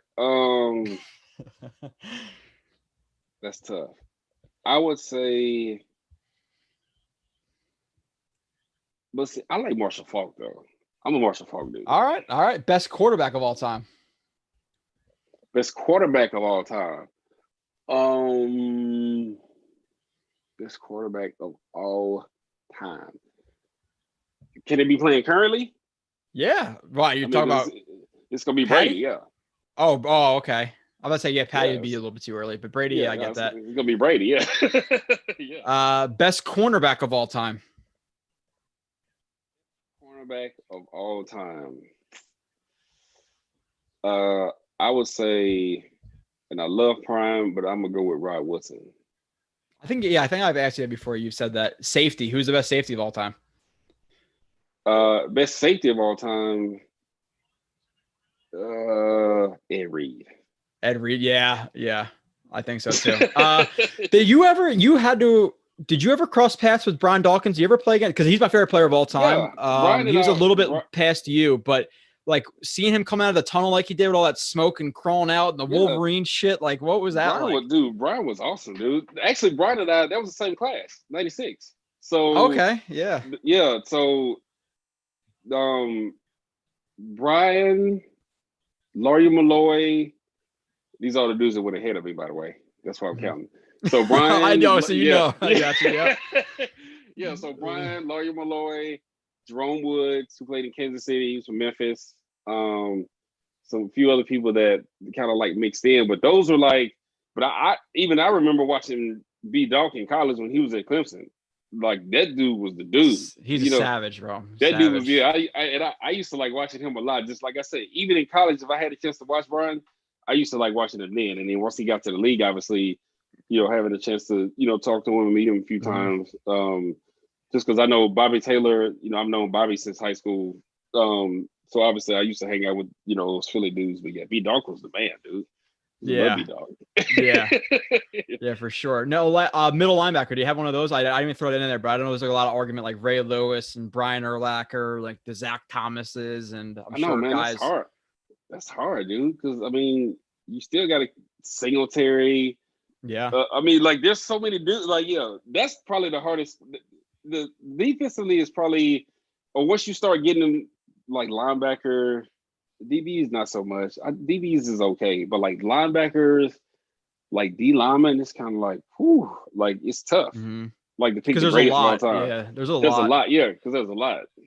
And I feel like those positions are there's a lot more like there's a lot better players. I think corner and safety are a lot harder positions to play in my opinion. And you're on an island too, so you stick out a lot more. Where it's really. Obviously, you depend on your guys, depending on the coverage and passing off zones and stuff like that. But it's a lot of you on an island, and if you fuck up, you fuck up. Like nobody's gonna help you. So, somebody asked, I didn't say this already. Please ask him about the team being out coached for 9 weeks after halftime, please. I can't answer that question for you. Yeah, I don't. That's pretty. He doesn't adjust. It's that easy. They're just not making any adjustments. Yeah. It seems a lot of players get injured during his tenure. I guess Adam Gase, which brings me up to this question: what do you think about the NFL adding 2 more season games? As long as they make it even, because I think they're going to add 2 and take away 2 preseason games, right? As long as they do that, I don't think it won't make that much of a difference, to be honest with you. Somebody asked Richard Painich, how did you and Joe meet? Any good Joe stories? I asked Marcus to do a DB show. I forget what DB it was, and we did it. And we talked after. He's like, "Hey, you enjoy it? Yeah. Okay. Hey, want to do more shows? Okay, sweet. That was pretty much it." Yeah. But yeah, so that's really it. We just talk film and we talk football, and that's what we like doing. So he said this is a really cool collab. Coleman is a really cool guy. I'm a Giants fan though, and we got a dub today. So good luck next week, man. All right. Yeah. Hey, we appreciate Giants fans. I like you guys winning. I don't know if I said this to you or stated before. I want the Giants to win because I don't want them to get the quarterback they want. So like, listen, I like some Giants fans, but I am the only Jets fan in an entire family of Giants fans. So I get roasted at Thanksgiving and Christmas. So I can't root for the Giants. I'm sorry, but what are your thoughts on Giants fans? You like Giants fans? Cool. Answer this carefully. All right, cool. I don't have a problem. I've never had any problems with Giants fans, though. To be honest, yeah. Never had any bad run-ins. Yeah, you know. Yeah. So Rich, that's how we met. Marcus is a cool dude. I've said that before too. All fair and stuff. You're really easy to get along with. But let's see. Yeah. Any other drop some more questions here? I lost some other ones up top, but we're not even gonna get into the stuff about the Jets this year, really, unless you want to, Marcus. But I know you have to do some things soon. So maybe we could collab after the season again to talk about some of that stuff because you are a busy man, obviously, doing all your coaching and stuff like that. But do you have any more time, or what do you?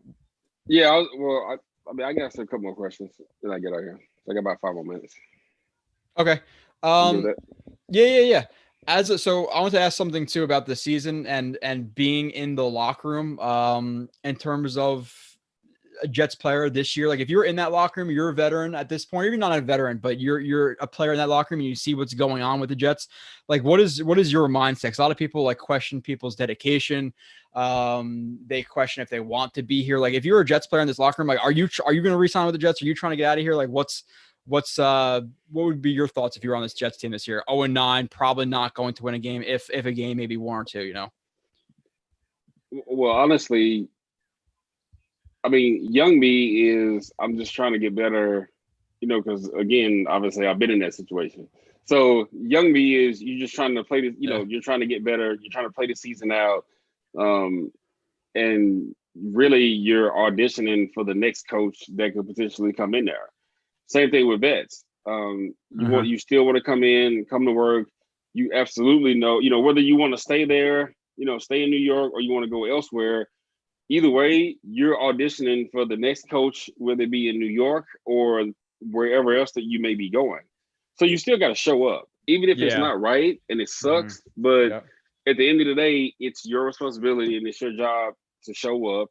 You still, whether you like it or not, need to be dedicated to your craft and really try to get better every week. I mean, and that's how you approach it. You can't start thinking about next year or down the line or whatever. You still just got to go week by week, get through the week, and start over next week. I will say in the middle of that, you do have to find different ways to motivate yourself or to, to make things, more interesting. So whether it be working on a different technique, learning, watching film, in a different way, or you just got to find something to kind of keep that edge.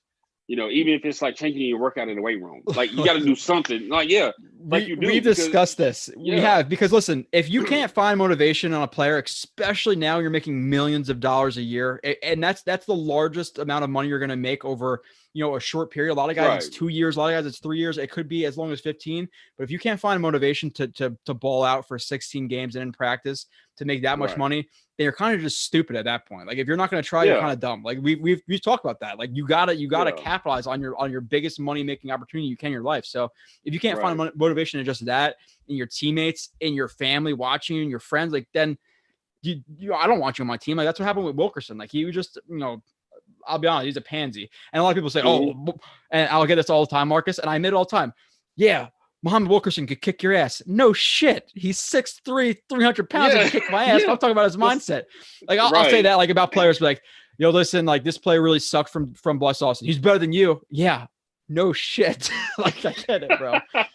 But Steven said Joe making Monmouth County proud. Okay, we got a couple more good questions. Brian Fernandez, Marcus, do you think the 1996 1-15 Jets could beat this year's Jets team? I know what you're gonna say. Yeah. Yeah. Absolutely. Yeah. So much more talent on that team from everything I've heard. Absolutely. Yeah. I don't think, go back and, I would say go back and look at the 96 roster. You'd be like, holy crap. Look what you did in 97. Yeah, exactly. Yeah. So, yeah. Lester Phillip, Marcus, what do you think? What do you look for in a corner in a system fit or an athlete? I guess in general, what do you look for in a corner? Like, what are your first couple traits? One, I'd rather have the athlete. I don't want a system dude because I like my DBs to be interchangeable. And just me being a defensive coordinator, like I want my, everybody obviously has to know what everybody's doing, but if there are injuries or if I need to move someone or if something happens, I need, guys to be able to, if a corner, if he needs to move inside to play the nickel or play one of the safety spots, he can do that. If I need one of the safeties to bump out and play corner, he can do that. Or, I like my guys to be, athletic and be interchangeable. Mm-hmm. I'm not really big on system guys. Somebody asked your opinions on Sam Darnold. Look, I like Sam. This is the current player answer. Here we go. No, I like Sam. I think Sam is getting a crappy deal right now. Yeah, for sure. And I can't even blame him, for what's happening. You know what I'm saying? So because I'm sure he's going in and he's getting the work that he's trying to get, but he's not getting a whole lot of help. So yeah, I honestly feel bad for the dude, to be honest with you. And now, I know he's got the shoulder injury and, they're talking about he's going to play, and I hope he's not getting pressed, like on the back end, by anybody and I'll just say, I hope he's not getting pressured or pressed by anybody on the back end, to make him play, through that, particularly how this season's going. No, yeah, and I've stated a lot too with him is like I feel bad for his situation, especially in his first 1 or 2 years. But at a certain point, like he's damaged goods, and I think he is at this point. And there's a lot of plays like this, and again, like obviously, I break this down every week, blah blah blah blah blah. But a lot of situations where he's trigger shy. And it's really frightening to see because people will talk about, oh, well, his receivers. And that's true to a very large extent because there are definitely a lot of plays where there's nobody open and Sam has nowhere to throw to. But the plays that are there to be made, he's not making, which is also very concerning to me. A la this play where he drops back, reads left. You have a dig from the from the boundary side right here.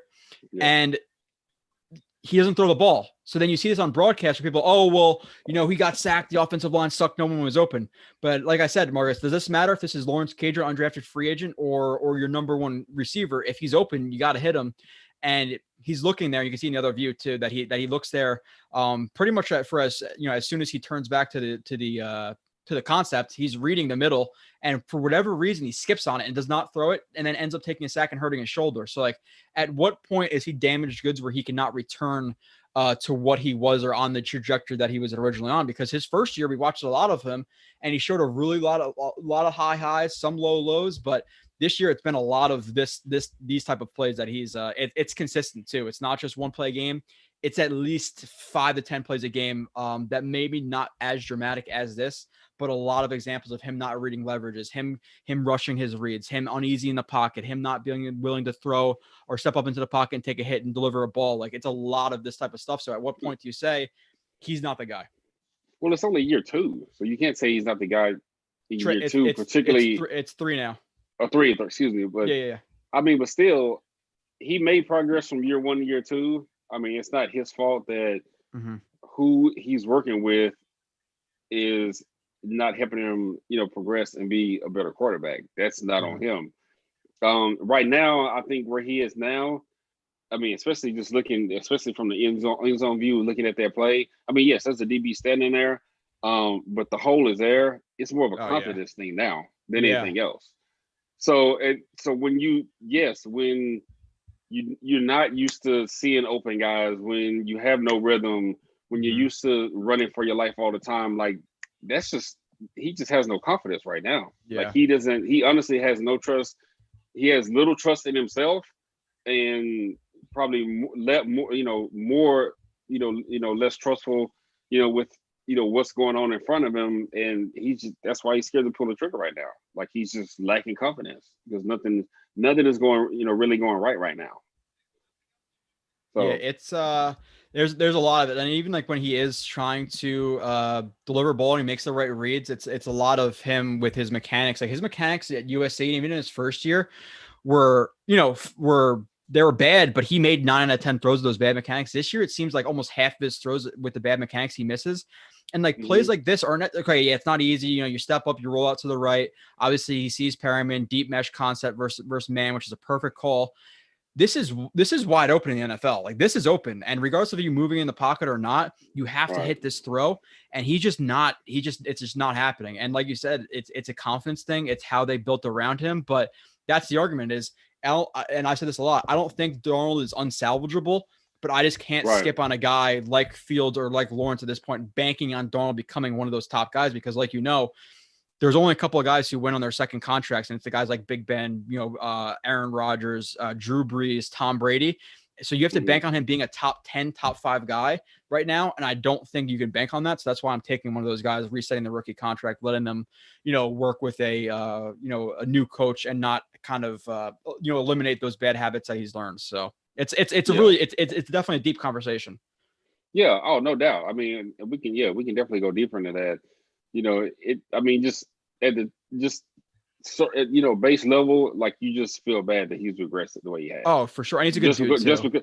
Just because of what's happened. And a lot of that stuff, like we both said, is out of his control.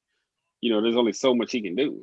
I mean, honestly, if you look at Houston, Deshaun's kind of feeling he's kind of going through the same thing right now. I mean, you hate to say it, but he is like he's going through the same thing right now. So so we'll just have to see and see what happens the rest of the year and next year. Yeah, he's got a lot to prove. Somebody else asked, let's see, from what I see in other games, there seem to be a lot of PI calls. Do you think defensive players are at a great disadvantage of these calls, or are they just not adjusting properly? No, it's impossible to play corner. That's the answer, right? Yeah. I mean, it is, but it isn't. I say it's both. Here's why. Yes, the PI calls suck. They are very ticky-tacky. But because a lot of these DBs, and I mean, I just even watching the games that I saw today, like dudes just always want to grab guys. Nobody's playing the ball. You're just playing the man. Everybody's always, trailing and in panic mode, trying to catch up. I'm like, you're making it easy on the ref. So they're gonna throw the ball, throw the flag. I mean, it's evident. So I say it's both. To be honest with you, it's possible to play corner if you do it the right way. And there are some dudes that are playing, corner the right way without being handsy and doing all that stuff, like Gilmore and really kind of that entire secondary. Really, the two corners in New England, Miami's corners, and safeties are playing, Pittsburgh's. So you can do it. You just gotta be technically sound in doing it though. But a lot of these cats, because and I don't know what that is at the top. That's what I'm showing. Yeah, it's bad. Oh, okay. That's what it is. Yeah, I mean, like the technique is just so bad, and everybody's in panic mode that you make it easy on the refs to call. Like you just make it so easy for them. We talk about so much too when we do break down DB film. I don't get the no man's land, opening your hips up, not getting shuffles in, not getting hands on. It's you're completely eliminating the effectiveness of press. Like if you're gonna play off, take your read steps, see the drop, and then adjust. Don't play off, and then like if it's like a hinge technique, you're gonna press them and bail into a zone, then fine. But this it's all over the NFL, bad corner play. So I think they are in a tough position, like you said, but I think that the talent level is kind of dropping as well. So I definitely agree with that. But yeah, it's littered. The Jets defensive backs for the last couple of years, like Desir and Austin. Tremaine Johnson has been really, really bad, or was really, really bad for the Jets. Let's see if there's anything else in here. Is Marcus May worth a new deal? Gonna take a lot to keep him. I don't think so. Yeah, I don't. He's a, I'm like, so I compared some of the Jets DBs the other day. Like some of the people, like Brian Poole, people say he's one of the best slot corners in the NFL, which I think is overhyping him.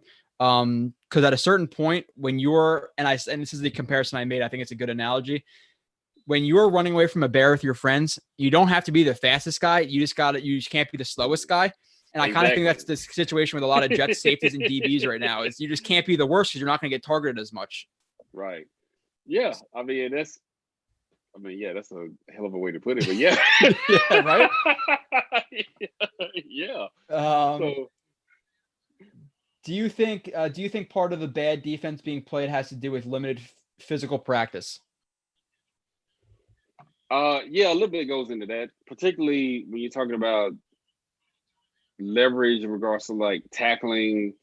Obviously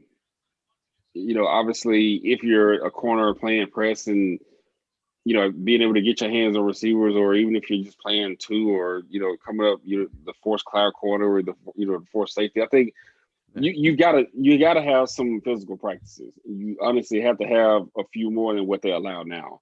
You just do. I mean, and there are a lot of, while yes, as players, they're fighting to keep that down as minimal as they can.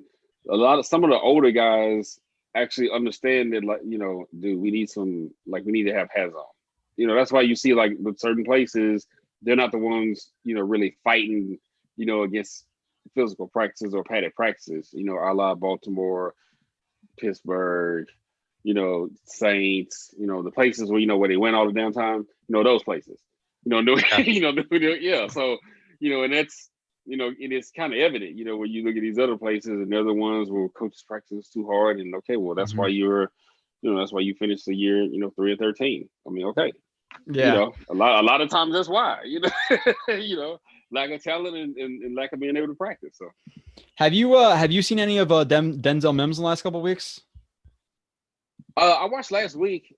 I actually watched a lot of the game last week, and he looked good, to be honest with you. I think that's what everybody was expecting. The big grabs, big body, definitely showed the speed, which we all know that he has. But it was good to see him back and healthy, and making big plays. Yeah, that was a guy who I've spoke about it a lot since we've done the show on Mims, because you broke down that film with me again. People can always go back and watch that. But we both liked him like a lot. Like we were kind of bad. Like I felt bad for some guy. Like we did a couple shows in a row. Like we did Desir, then we did Davis, then we did another defensive back, and we were kind of like roasting him. And so Mims, like, I felt bad, but then we got to Mims and we were like hyping him up. Like you were saying, like you feel like he could be a legit number one, like just based on his body, his yak ability, his ability to catch balls outside of his frame, the way he runs routes for being 6'2", 6'3", like. Even on this play, like there's certain routes that he's on the top right here. Like there's certain routes that he runs and he doesn't run it with the best technique. Like here, I think he's lunging a little bit too much into that stop step where he's a little bit overextended. You want to slam a little bit more down, but he does things like that, but he still can have his break like pretty damn quick for a guy who's 6'3". So if he improves that shit, like he could, his frame and his ability to run routes, even with poor technique and whip out of those breaks, not a lot of dead time at the top of those breaks. I think he could be really good. Like I am really, really excited for him as a Jets fan. Yeah, trajectory wise, I mean, even just off of last week and just how he looks, and I hope he does. Like he looks like he's gonna be kind of on the Julio Jones kind of trajectory. Like he does. Like that's God. I'm being serious. He's a young Julio to me. Like he is. So this is the quote that I always say from their show, and I don't know, it's not verbatim, but on that show specifically, we both said we feel that he could be a top 5 to 10 wide receiver, and I compared him to AJ Green, and you thought that was a relatively decent comparison, which I think Julio is even more of a monster, but AJ Green, but those long, lanky guys who are strong, who can get out of routes, who can extend, catch the ball outside the frame, like man, like the Jets fans don't have a lot to be excited about, but like even little things. I don't know if I have this play. But there's little things that I'm starting to notice about his route running that was really exciting. Like, and it was something that I'm sure nobody talked about, minus on the show. And I'm, I guess to my horn, I don't mean to do that, but there's not a lot of people who talk about mesh concepts and things like that, and why it was important what he did. But like, there's a play, I'm not gonna be able to find it, but he did a really good job pushing the mesh concept and pushing his route vertical to let the natural rub kick in. And you could saw like it was like a what's the word? Like he really thought about doing it. It wasn't I can't think of the word I'm trying to think of, but he said it really well. Like he's starting to learn the nuances of route running and how to get open within route concepts and things like that. That's really a positive. And we watched a lot of that film, like of him at Baylor. And like I said, for you to say Julio, like a potential Julio, like goddamn. No, that's really what I see him as. I really do see him right now. He looks like and even just kind of because watching the game last week and then watching the few clips that you just showed now, and I was even thinking while I was watching the game last week, I was like, dang, this dude look like Julio. I'm like, if he starts, because when Julio first came out, I mean, Julio was actually ahead of him because Julio was running hella great routes at Alabama, though. But Baylor versus Bama versus Baylor, But I mean, if Mims can learn how to, and this is the same thing that I teach to like taller DBs. If he learns how to, you get that extra D lift. Like if you watch Julio, if you watch him, his knees are a little bit. He runs a little higher than what you would think he probably should. But he's cutting down his steps in order to come out of his breaks. That's why he gets in and out of his breaks so fast. Yeah. He didn't even have to use his speed a lot anymore because like every break is like so precise. Jerry Rice was the same way. If you go watch Jerry looks like he's running with high knees all the time. But part of that process, selling that 100 when you're running at 90. Exactly. Yes. So, you have more control when your hips are aligned like that and you can put your feet down, boom, boom, out of your breaks, boom, boom, out of your breaks. And you can go either way. That's why Julio's so good. If Mims can learn how to do that and he's got the frame to do it, I'm telling you. Yeah, you're altering that gate, Yeah. So, and there's people, somebody said, and listen, again, for people who are not familiar with Marcus, he's brutally honest when we watch film. So there's DBs and receivers we watch. And he's like, nah, this ain't it. So for you to be like that high on Mims, which we both were, it's definitely exciting. Let's see. Somebody said, like Mims, would love Allen Robinson on the other side of it. You have Robinson, Mims, and Crowder next year for the new quarterback. Like, damn, that's, like I said, that's pretty good. Somebody said Gilmore would have shut him down. Let's not get carried away. Yes, Gilmore is the best cornerback in the NFL, and he's a rookie. So yes, that would happen. But that's not what we're saying. I'm not saying, he's Julio right now. He's going to toast Gilmore. We're talking about trajectory. Yeah. So I'm not getting carried away. But he's exciting. Guys like Ashton Davis is a guy who really needs to develop. We saw a lot of rawness in his game, a lot of staring down the quarterback, reacting to when the quarterback's throwing, not anticipating, not staying over route concepts properly, things like that. So he'll develop. What do you think about? Have you seen Becton at all? Yeah, I mean, besides him throwing people out of the club, like yeah. I like him though, man. I like that dude, and I said this. I think you agree with me. At the end, I think you wanted who's the dude? Wirfs. Yeah, I think you like Wirfs better, but I'm like, no, this is the dude they need in the locker room. Like this is the dude. Yeah, like he's slightly below Wirfs, as far as development and technically, obviously. But I'm like, no. I'm like, this is the dude they need right now. Like they need the a-hole. He's a tone setter. Like they need. This is the dude you need. You got to have that dude. And technically, he'll get better. Like his ceiling's high. Like he's gonna get better. He's actually playing well. He's been playing well. Yeah. That's what I'm saying. So like, and he's the a-hole. I'm like, you got you hit the you at least hit the daily double right now. So like you're good. Yeah. So as he continues to get better this year, and then however or whoever is going to be the coach next year, depending on what they're playing next year, like he's going to be, I know right now, like Tulsa was like supposed to be the stud. I'm like, this dude is going to be right on his heels. Yeah, Like, this isn't even the best play of him, but he just moves dudes out of the club. Like there are some problems, like you said, technically wise, he definitely needs to improve on some things. There are a couple plays where he tends to he tries to throw guys instead of like climbing that tree. Like I said, like, grabbing them, gripping them, working off his insteps and driving them through the second level. So there's a little bit too much of that where he throws guys, they readjust, they beat him, athletically, because listen, he's a freak athlete. But at the same time, he's 365 and a defensive back is quicker than him. So he disengages a little bit too much and allows guys to move around him with their lateral athleticism. So I think he needs to improve that a little bit. But in terms of again, another guy with his trajectory, you're talking about your first two picks in Douglas. One guy, if healthy, looks like he could easily be a top 10 left tackle in the league. I think pretty easily. He could do that. And then Mims could be, a number one receiver. So I like the outlook of his draft class. But Marcus, you do have to run. So we appreciate, over the hour and a half or so. Off season, we'll definitely get you back on, I'm sure. Talk about the Jets whole season. We'll talk about the Jets head coaching search. We'll talk about why Trevor Lawrence is coming out of school and why he's the right pick for the Jets. But Marcus, we appreciate your time. Any closing words, closing thoughts?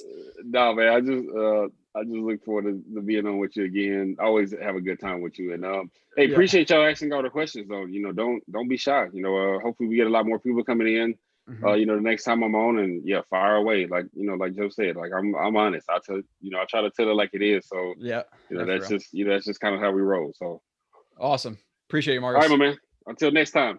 Yep. I'll text you about Darnold and Lawrence soon, I'm sure. All right. All right, my man. All right. Cool. So appreciate Marcus. We're going to bring on, there he is. Perfect timing. Sabo for a little bit. I think the bear would get me at my age right now, to be honest. The bear would get you. Yeah. Okay. If it's me, you, and Marcus. Ooh, 20 years ago, I think I'd be okay. At my age now, I don't think so. I think you're in the clear, my friend. I feel you. I'm starting to get to that age now where 24, probably 24, it started hitting me where I used to be able to eat Taco Bell and go to football practice and shit like that. But now I eat Taco Bell and I go to bed and I wake up the next day, indigestion, feels like, heartburn. I can't breathe, all this stuff. But you're a youngster. Don't sweat it. You're doing pretty good. So we appreciate Marcus being on again. Awesome freaking dude. We like Marcus a lot. We break down the film. Really honest too, which is a rarity from some people who are former players. So definitely like that. We're gonna run through some topics because I think a lot of people listen to you, Sabo, and in general, if they're listening to me, I'm sure they're listening to you as well. But we did talk about Sam Darnold a little bit, and it's a topic that's regurgitated a lot, but I'm sure you're on the train as well as I am. It's root for the Jaguars to win, get Trevor Lawrence. That's the right answer at this point. Again, with what I was talking about with Marcus, I don't think it's that Darnold is unsalvageable at this point, but I don't think you can bank on that over a quarterback prospect who is going to be the most highly touted guy in the last 8, 9, 10 years. And then even with Fields, who is a surefire number 1, number 2 guy, I still think it's the right decision to take him even over Darnold as well. Yeah, and you said it. It's the contract, the salary cap. That's the biggest thing. Douglas, he cannot pass up a year one rookie quarterback. Not to mention the best prospects is Andrew Luck. Just can't do it. No matter the arguments, you can't do it. Would there be a good argument if they were both starting at the same place? Yeah, Darnold and Lawrence, yes, but even then, you just can't pass the guy up. Especially the bad habits and stuff too. I've said that before. If they were starting on their first year, and if it was Darnold year 1 versus and kind of his mentality, his mindset, the things he didn't learn versus Lawrence, then you can make the argument. But he's clearly learned bad traits. It's inevitable. If you don't think that's the truth, then you're not following Jets X Factor. That's for damn sure. And there are definitely some people, and I'm definitely truthful, sometimes too much to a fault, but there are people who think we roast the Jets a little bit. Listen, the Jets are a bad team, and we're honest. We watch the film, we break down the stats. Obviously, Nania does that. You do that a little bit as well. I'm not really a stats guy, but the Jets are bad. We're gonna say that they're bad. They're not gonna be like, oh my god, this team is the best. So people's kind of got to live with it. Somebody said hello to you, Sabo. Lester Phillip, which I think is I always think that's what's his name. Charmin. Yeah, Sharman, that's his name. I always forget it. It's not a normal name like Mike, so I forget it sometimes. Yep. The Colts let Peyton Manning go hard to justify holding on to Darnold. That was a little bit different, though, obviously, with Peyton Manning and his injury and where they were at that time. But the sentiment's kind of the same, where you can't skip on the best quarterback to come out in many, many years. What do you think about what Marcus said about Mims? What are your thoughts on Mims so far? I agree. I think he could be a number one for sure. Mm-hmm. And that AJ Green comparison, when I first heard it on your guys' show, I thought that was spot on. Yeah, he looks exactly like AJ Green. And like you guys talked about, his route running isn't quite perfect yet, quite there yet, but it looks like he has the tools, the feet to get there if he could take everything in as he goes along. So, yeah, I think like Douglas with Becton and Mims, you can't be happier when evaluating Douglas right now. Yeah, for sure. And the thing about Mims, like I said, like him being able to get out of his breaks without perfect technique, whether it be the stop step, the second stop step, you see him leaning out of it a little bit too soon. You see him sitting down or sitting out of it, leaning out of it a little bit too soon. Like if he commits to those stop steps, if he throws his body over his breaks, like things like that, like he is going to be able to get out of his breaks ridiculously fast. And especially for a guy who has that speed, who has that frame, like how do you play him? And that's why those guys, the AJ Greens, the Julios are freaks. And obviously Julio's a little bit more of a freak than AJ Green. But if I tell you right now that, he's going to be AJ Green, like you're going to take that any day of the week. Like he was legit top 5 number 1 receiver for how many years, AJ Green, 9 years, or not, maybe not that long, but around that. It's a one-on-one league, with the rules. So having that guy on the sideline, it's huge. It means the world to the offense and the quarterback. So something that we talked about with Marcus too is a little bit about Becton. I know obviously you watched the film too. What are your thoughts on Becton's techniques? I've talked about it a little bit where I think he's, again, throws guys a little bit too much. The last game, he didn't commit to like a base block, and he didn't just drive the guy out of the gap that he was supposed to. He kind of just relied a little bit too much on his power. And it seems like the last couple of weeks he's and again, people are going to kill me, but he's regressed a little bit from being like top 10, like great player to like solid. So what are your thoughts on his technique? And you think his injuries affect him a little bit, or what do you think it is? Because again, I think he's great, but he needs to improve it a little bit. Exactly what you said. And I'll explain it like this for everybody listening. His power, his strength is his top attribute, but it's also what gets him into trouble. Like you said, he disengages, he tries to overuse his power at times. And again, it's similar to Mims. Once he refines it and gains that experience, he could get to that, all pro status as a tackle. I firmly believe that. Yeah, I'm trying to find the play I was talking about where I'm gonna pull up like right here. I'm not gonna do a ton of like breakdowns and stuff like that, but it's really simple in terms of like what I'm talking about with him not getting guys tight, not driving them, where he tries to throw guys a little bit too much, which is great for highlight reels like that. Yeah, like him hitting this guy. People might clip that and say, oh my God, great play for Becton. Or the next time he does it, the guy might go flying and fall on his ass. But my problem with plays like this, are where he has his hands inside right here. If he didn't try to throw this DB, he drives the DB. He keeps the DB completely out of the play, but instead he throws him. The DB obviously is more athletic than him, sidesteps him and gets him on the tackle. So those are things like that he needs to improve that people don't want to acknowledge because obviously, they're going to be too high on Jets players, especially ones who show promise. So I don't want people to think that I'm down on Becton. I'm not. No. Becton is playing better than anybody expected than we thought he would right now. Like we thought his highs would be highs, but his lows would be lows. And his lows right now are him being like average, which is fantastic. That's better than what the Jets have had since what? What's the last Jets tackle who's average? DeBrickashaw Ferguson in 2000 and probably Ferguson at the end of his career, probably Ferguson. Yep. Yeah. And even then when they lost Ferguson and brought in Clady, it was a completely different team. They still had Decker, they still had Marshall, they still had Fitz. Chan Gailey was still calling the offense, but people tend to forget DeBrickashaw wasn't there the next year. Mm-hmm. And everything kind of fell apart that season. I think people kind of last couple of years of Ferguson too were a little bit too high on him again, like failing to acknowledge what they were. Like David Harris, even mangled at a certain point. Yeah, Harris struggled in pass coverage. Huge. He would struggle now. Like nowadays, he would definitely struggle. Even though I think he was decently athletic when he was not decently athletic. He was okay when he was younger, but he's like a Hewitt type of player. Like he's not a coverage guy. A guy who's gonna smash guys in the box, make tackles. But in terms of coverage and playing in today's NFL. I don't think he's like a 3-down. Yeah, he would have been a linebacker much better linebacker in the 80s, early 90s. Mm-hmm. And Jamal Adams too got hurt today. I don't know if you saw the clip yet. I saw people talking about it in the chat. I don't know how serious the injury was with Jamal Adams. He returned. He came back, but he injured his shoulder. And it's a perfect point to Becton, the tight end. I forget who it was, but for the Rams, but the tight end got him inside, didn't disengage, held him there, and just buried him right on his shoulder. Well, we saw Wesco do that versus Bosa, right?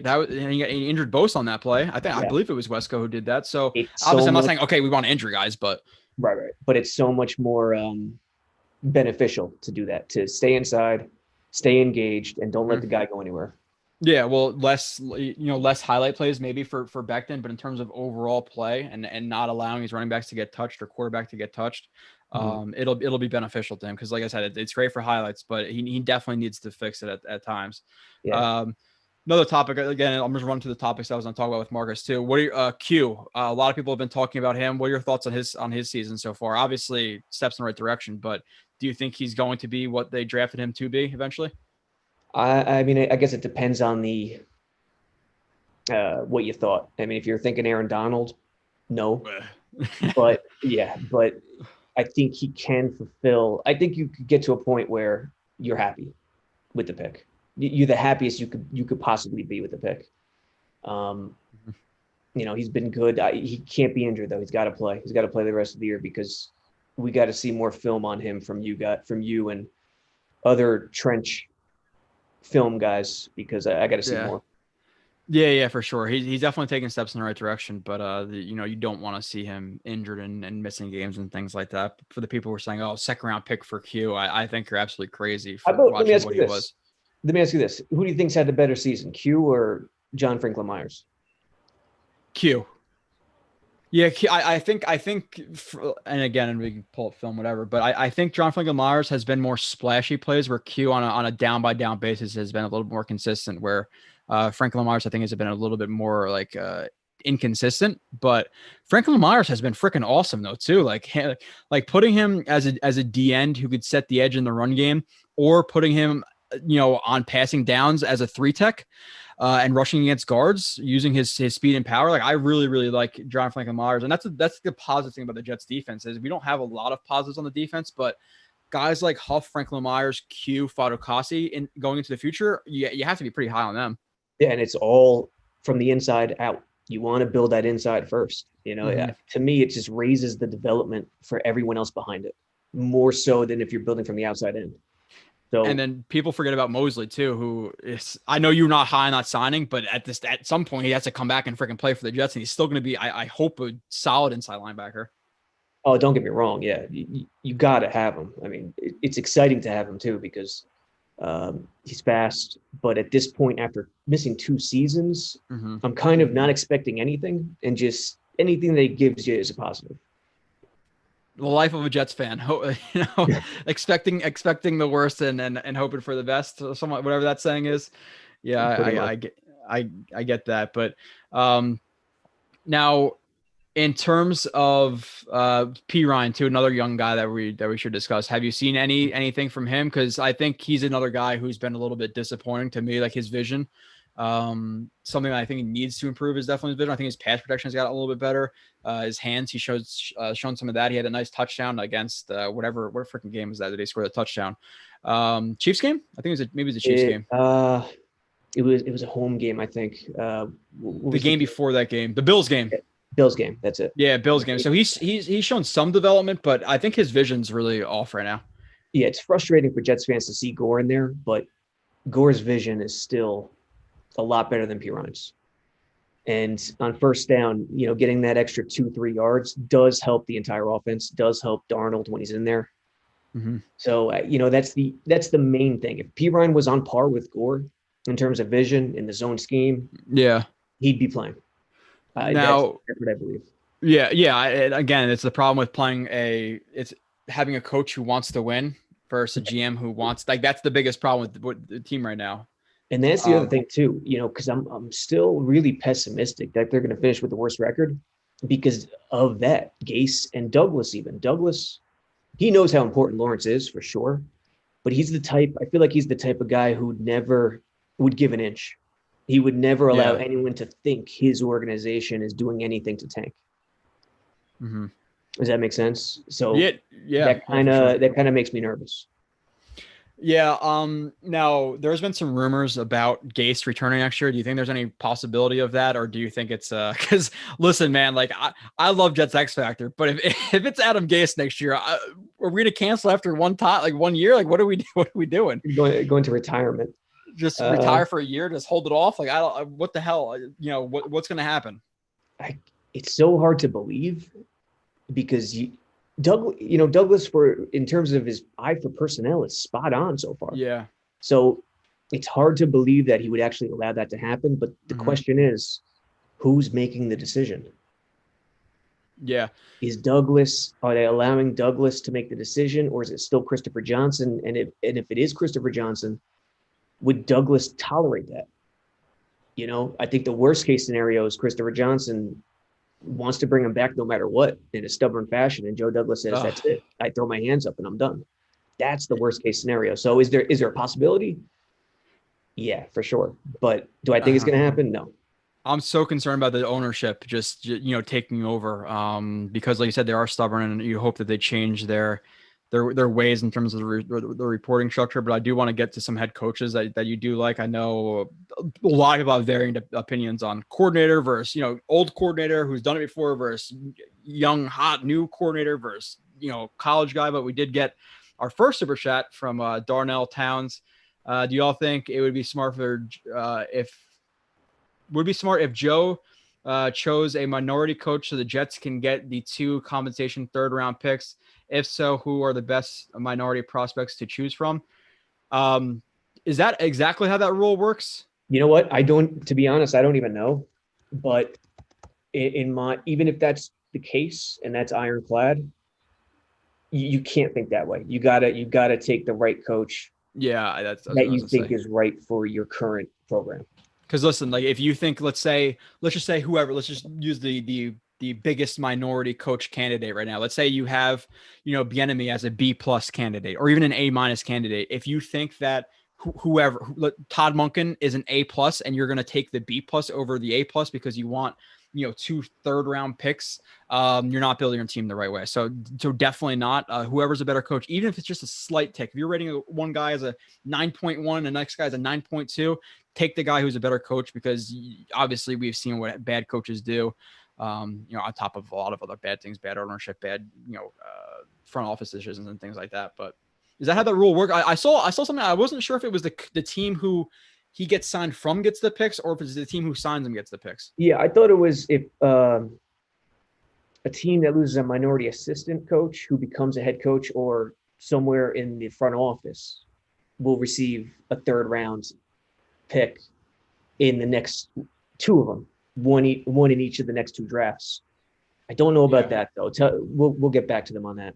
Yeah, somebody said minority, like racial minority. Yeah, that's right. What's happening. There are rules that are implemented in that regard, but I don't know if it's exactly if you hire the minority coach. I'm not sure about that. Yeah, I got to definitely look into that more. But I definitely thought it was the coach, the team he gets hired from. But I could be wrong. Darnell, if you have that article or anything like that, send us some more information on that because I heard about it, but I haven't looked into it a ton to be completely honest. But in terms of coaches, who are your guys? Because again, there's the Arthur Smith guys out there. There's the Monken guys out there. There's the Matt Campbells. There's the I always blank out on the guy from the Ravens. I don't know why. There's the Harbaughs out there. There's a ton of guys. Roman. Yeah, Roman. So who are your type of candidates? Like who do you like? Because people bring up good points. Like people want the program builders. Arthur Smith may be a great offensive coordinator, but he's also just a tight ends coach. And who's to say if you could build a organization, build a team, like you could be great at calling an offense and suck as a head coach, Yeah, that's the concern with Arthur Smith too. And he kind of came out of nowhere quickly. So you don't know about that program builder type. The name that really is, polarized right now is Harbaugh. What do Jets fans think about Harbaugh? I can tell you I'm a no. You're a no. I'm leaning towards no myself, but something in me just keeps thinking that it's intriguing for certain reasons. But I'm leaning towards no too because that Niners team was stacked. He had luck in Stanford, and he's not doing anything in Michigan. It's just his resume is not there. Yeah. So the thing with Harbaugh is, again, you have a couple things for me. One, he alienated himself with the 49ers and wanted more control, kind of like an Adam Gase figure. So you're bringing another Adam Gase type figure. Obviously, he has more of a resume. Like you said, his roster was stacked, just like Rex Ryan's was. Rex Ryan went to 2 conference championships and then completely fizzled out, kind of like Harbaugh did a little bit. And then Harbaugh went to Michigan. I know he wins games, but he doesn't win the big game. He's failed to develop quarterbacks since he's been there.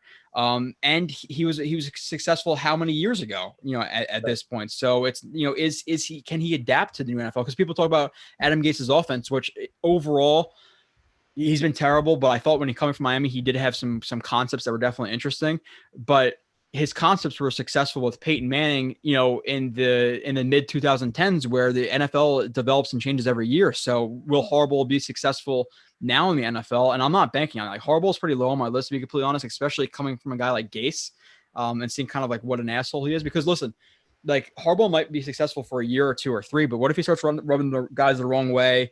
And then he falls out with Lawrence, like whatever it may be. So I want like the program builder. Like, I would love the new offensive mind type guy, but at the same time, Arthur Smith, the Brady's, like, are they program builders? Like, people just think, oh, his offense is good, he's a good head coaching candidate. I think it's so much more than that. In terms of like the guy they are and the program they build. So guys, Matt Rule was a great candidate to me. Campbell, great candidate. Monken, a guy who's built programs. I like Monken more than other people do. So I like the guys who are going to be the leader of men more than the hot name because he coaches an offense. Like Bieniemy, listen, I'm not too sure because I don't like hiring the coaches who come from their head coaches, specialty, like in terms of the coordinators. Now, like, again, in terms of the minority thing, obviously I think it's great that the NFL is doing that, but I want the best coach, white, Spanish, Asian, black, it doesn't matter. I want the best coach for the Jets because we've been so deprived since, the late 90s of having really good coaches. I think Mangini, I think he was actually a little bit better than people gave him credit for. Yes, I do too. But again, I was a little bit younger too. And even like Rex, like, great defensive coordinator, but he let his personality kind of get the best of him, like being too dedicated to guys. Picking guys like, what was the receiver's name that Mark Sanchez, like Scotty McKnight, they picked him because they were friends. Taj Boyd, my son played with him or whatever in Clemson. Like, I'm going to take Taj Boyd. Like, so, that stuff matters. Rex took John Connor too. See, that's the thing with Mangini. Head coaches need to have an eye for talent too. And it kind of gets overlooked, because that back and forth between the GM and head coach is huge. And I think that was Mangini's best trait. He was sort of like a general manager in the head coaching role. And he and Tannenbaum really built that team. And when Rex came, the roster started declining year after year after year. The other thing with Harbaugh, Greg Roman was his offensive coordinator when he had that run with Colin Kaepernick. See, Greg Roman, I love him as a coach in today's NFL because you could do so many quarterback-infused running design schemes. No, I'm sorry to interrupt you, but with that, are you concerned that Lamar Jackson came out the last week and said that the defenses are calling out the plays and Lamar Jackson has kind of regressed this year? Or what are your thoughts on that? Yes, completely. Like, I like Greg Roman, but not for the Jets. Okay. Not for the Jets. No chance because the Josh Allen offense, the Lamar Jackson offense, even the Cam Newton offense this year, it works. It could work in the regular season, but it hasn't been proven to work throughout the whole season into the playoffs, championship. Even though the pocket passers are dying, you still need a pocket passer who could use his legs. So Greg Roman is brilliant with the quarterback designed rushing attacks. And I don't think that's Lawrence with the Jets. Yeah, for sure. Now you kind of talked about Harbaugh, we talked about Roman. So who are your guys? Because it's a really hard question to answer. I think it's harder than some people think it is, but if you had like a top 3, and again, I will preface this by saying it is a rough draft because listen, we clearly dedicate a lot of time to the Jets. We're not watching every single snap, Arthur Smith and Greg Roman and all this stuff. But kind of like your general feeling, who are some guys that you like at this point? I think Monken is definitely one. Arthur Smith is definitely another, but you gotta, we don't know. We have no idea what kind of coach he really is, on a day in, day out basis. So that's the real wild card. If either of those two guys have that, program builder type attitude, then they're probably 1 and 2 in my mind. Yeah, I think just in terms of like the guys that I've heard, there's a guy in is it PJ Fleck who everybody's hyping up now too? I heard he's a little bit of a program builder. So like guys like that, Matt Campbell, who's a program builder. Campbell, I don't know enough about still. That's what I've heard. Again, I preface a lot of things by saying I don't like to give super strong opinions until I know exactly what I'm talking about with like watching their offense and stuff like that. But those are two guys. And then obviously, Rule, again, I loved him as a candidate, but that didn't happen. And then you have the other guy I was talking. I forget the other guy. Lincoln Riley too. Well, Lincoln Riley. I'm always concerned with college coaches. Like people talk about Sweeney, and he's a guy like that transition. I think is harder than people realize it is. Like dealing with college kids and getting them to come to your school and being a good recruiter versus coaching grown men who have families. It could be a tough transition. So even guys like Sweeney, like I'm not as high on some of those guys as some others are, but there's so many variables. Like we see 20% of what it is that they do, or not even 5% of what they do. So you really have to dive in to get as much information as you can of that 5%. And to say that we have at this point, people are so hell bent on this guy or that guy. But what are your thoughts on, a lot of people talk about Bieniemy. What are your thoughts on him if the Jets were to hire? Yeah, he scares me. He really does. And, Andy Reid, even if he still calls plays. He's still the play caller. So Bieniemy scares me. And it's kind of a knock on running backs as well, but a running back head coach scares me as well. You don't really see too many of them that I could think about. Anthony Lynn with the Chargers had that good first year, kind of tailed off. Yeah. You don't really see too many running back head coaches succeed unless I'm missing obvious ones. I can't think of one. And with Anthony Lynn too, like you said, like he was a decent coach, but like now at a certain point, like I know the roster is not great, and Philip Rivers was risk adverse or whatever. But when you're losing so many close games at a certain point, it goes on the coach too. And like last week, you're running fades to a backup tight end. When you have 2 shots to win the game, like there's But with Bieniemy again, maybe he called a play versus the Texans, maybe he called a play versus another team, whatever it is. But when he doesn't have Reid in the meeting rooms, when he doesn't have Reid on the practice field, when he doesn't have Reid in his ear, how is he going to be? So yeah, he might be the rah-rah guy, coaching offense. But listen, and even for Reid is a great coach. A lot of motion, he screws the defense a lot, but you also have to consider, and it factors into a certain extent.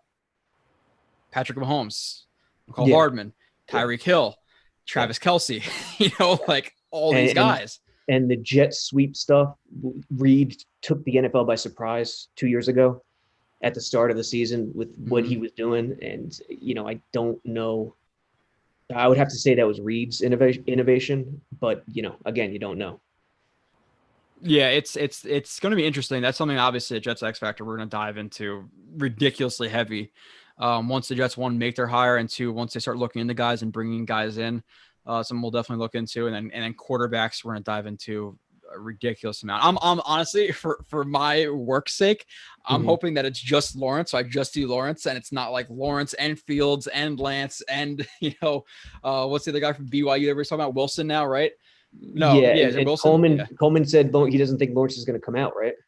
Yeah. We had a whole texting argument about him saying that he thinks that it should be Darnold, and then I turned him to the dark side. But now he's pulling the I don't think Lawrence is going to come out card, which we're going to discuss in further detail on a different show.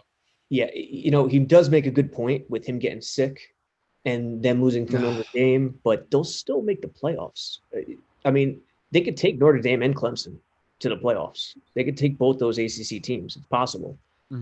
But I think that's the only point. Like, if it's between the Jets and Jacksonville, he's not going to, put a power play on to go to Jacksonville and avoid the Jets. No way. There's no way. And to turn down that number 1 spot money is tough. It's tough to imagine, to be honest. And listen, like I know that it's not like it used to be. Like Russell Westbrook's a star in Oklahoma City, LeBron in Cleveland. Like you could be a star anywhere, but if you're going to be a star one place, like winning in New York it's still a different level. Like if you win here, you're going to be absolutely worshipped. So it's not like the Jets are in a bad situation. Like I said, a lot of people think, okay, well, if Adam Gase is the coach next year, then maybe I could see him doing that, like hearing how bad he is.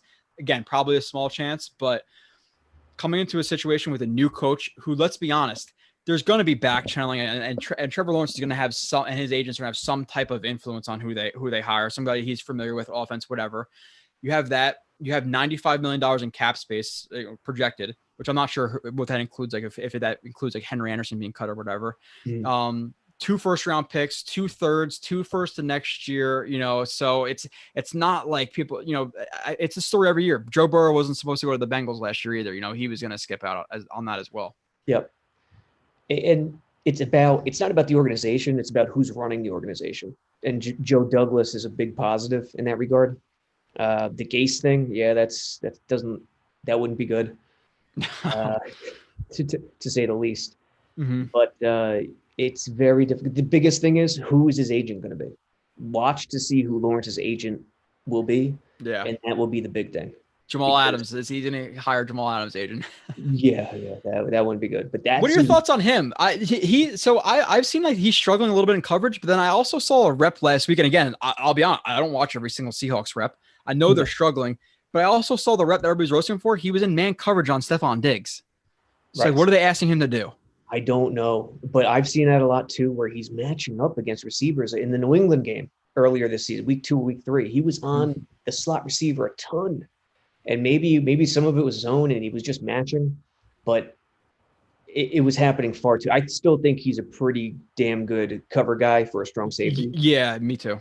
No matter what PFF says. Yeah. It's especially tight ends. Locking up tight ends, man.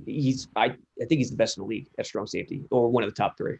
Yeah, he's up there, and like his ability to like take exit angles, his ability to match guys and like that pattern matching and pass guys off, like his instincts, his smarts, like it's there. But listen, if you're gonna ask a safety to play Stephon Diggs, who's a top 10 receiver in the NFL, like that's on you. That's on your defense. Like that's a little bit ridiculous. But right, and it's not like Seattle's rushing the passer well either. I don't think, especially when Jamal's not rushing the passer. No, but they're losing right now, right? Yeah, they're losing, which we want the Seahawks to lose because we want these picks. Yeah, that's true. My parlays don't want the Seahawks to lose, but I'm always Jets first over my parlays. I could take a $50 hit or whatever it is, but for them to lose is obviously huge. But drop some more questions if you have them. Somebody says, "Damn, the Jags lost today," which sucks for us. Yeah, we expected them to lose to the Packers. They're going to lose to the Steelers. I think it's next week they play the Steelers. But listen, if they can compete with the Packers, teams like the Browns who were struggling against the Texans today, there's some teams on their schedule who are easy. For the Jets, my concern is the Chargers, who are super inconsistent finishing games, and the Jets have been in a couple of games now with the Broncos and the Patriots. And then, the Raiders are not a huge concern, but I feel like the Raiders at home, we always play them well, and they're hot and cold at times. And then it's the Patriots. Those are the 3 games I'm concerned about. I don't know about you. Very concerned, because the Jags schedule is a lot tougher down the stretch. Jets have 3 winnable games. You just listed them off. And up to this point, the Jags schedule has been much easier too. So they're confusing as hell, because I thought they were much worse than their record, even though the record's pretty damn bad. But then they almost beat Green Bay today. So I have no idea, but the Jags scare me the most for sure. And they got close to the freaking the Texans last week too. They lost both games by 1 score. Like, what was the Texans game last week? Was like 19-17 or something like that, and they missed a 2-point conversion, or they failed on 2-point conversion attempt to tie the game. They go into overtime. So it's gonna be an interesting race. Like every single Jets game, like I messaged you in the Slack the other day, when we're watching the Patriots game, like the Jets are going to effing win. Like this cannot happen. It can't happen. How they didn't win. And if they run more than 15 plays offensively in the second half, they're going to win that game. Well, or if Flacco doesn't force the ball into cover 2 invert, or later in the game, if Flacco dumps it off to Pirine, who's a check down and is sitting there, it's like a minute and a half left. Pirine would have got the ball, ran to the Jets 40, and then you have to get 20 to 25 more yards to kick a field goal and win the game. So, like, thank God Joe Flacco is the king of the tank, because I got real nervous. Yeah, he was, he played a good game, but that was premeditated, that first down play, and he never saw that. What was the safety that came over? He never saw that. Yeah. He never saw that second guy. Just never saw him. Yeah, he just saw him with inside leverage of the first DB and didn't see the other deep safety or corner, whatever he was. I forget if that was And the inverse Jets or aren't not, trying to but lose. I mean, how many deep shots did they take in that game? And when you're trying to win, that's what you're supposed to do when defenses are mugging you, press single high. But this was the first week where they really actually tried to make the defense adjust, and it happened. So, yeah, it's concerning. It's concerning for the Lawrence. and it was definitely positive for like the Jets receivers too. Like Perryman, like I said when I did that film review, like his talent is there. If he's healthy, 16 games, I think he could be 1,000-yard receiver. Like we saw, like last game. Listen, if he catches that first touchdown, that's 3 touchdowns. And then there's a 4th touchdown that could have been there if the one ball where I think it was Jason McCourty Jason McCourty got the PI where Flacco puts the ball way too short and way too far inside, where if he led outside shoulder and vertical like he was supposed to, it was another touchdown for Perryman. So I'm not saying he's great, but for the people who think he's an absolutely terrible wide receiver, he makes no impact when he's in the game, I think you're really mistaken. So yeah, no, he's not a bum in terms of talent. It's just injuries. He's one of those injury guys. Would you be interested in bringing him back next year as like a 4th string guy? Yes. But you got to have a backup plan. You got to you got to have another plan. Mm-hmm. And what's the price too? Is he going to want to do that? Because like the Jets, my outlook on free agency is always to kind of like, obviously you're going to evaluate the draft. They're evaluating the draft already. They were evaluating the 2021 draft in 2019. Like it's that far back. Like that's their job. That's their profession. So my idea is always kind of address the positions that are weaker in the draft in free agency, and obviously any bargains you can get, but like receivers in free agency, a lot of people talk about that, like the Al Robinsons, the Jujus. Are you interested in bringing those guys in before the draft and then just addressing other holes in the draft? I would bring in Allen Robinson. Juju, I'm not too sure about, but Allen Robinson intrigues me because he's just another one of those. Freaks. He could win in any one-on-one coverage if the quarterback and him are on par. If they're connected. So Juju scares me because I don't really know how good he is. I think he might be a little overinflated. A little bit more the name than actual play. Yeah. He's huge on social media. He's got that marketing part down, Yeah. But Allen Robinson for sure. Yeah, I think Allen Robinson's a guy who you feel bad for him because, Penn State, Christian Hackenberg, then after that you have Blake Bortles and whoever else. Then you get Nick Foles and Mitch Trubisky, So I think, in my opinion, I think he's a legitimate top 10 wide receiver on the NFL. He's just not recognized as that because of what he's playing with. Right. But say, was anything else if you want to bring up any of the topics? And if people want to, again, if you have a question, I know football's on stuff right now, but if you have a question, drop it in there. But is there anything else you want to discuss before we hop off? Because we did, sorry for the beginning, people, but something was happening with our tech. I don't know what's happened with our tech the last couple of weeks. This is why I always say I'm not a tech guy. I hate it. It's a lot easier just the basic pen and paper type stuff because tech's supposed to work and then it doesn't. But is there anything else that you want to discuss really quickly before we hop off? No, I think, with Mims, what do you see from Mims' route running right now? Like how close is he? I think, well, obviously it's only been 3 games. I think it's a lot of the same thing we saw at Baylor. The thing with Mims too, in terms of like some of the things that he's been kind of like falsely diagnosed with, like, oh, he's not a yak guy. Again, I brought this up in my last podcast. I brought it up. I did the show with Scott Mason. Oh, he's not a yak guy. And when you run a ton of fades at Baylor, and you also have what I think he was the second most contested catches in college football last year.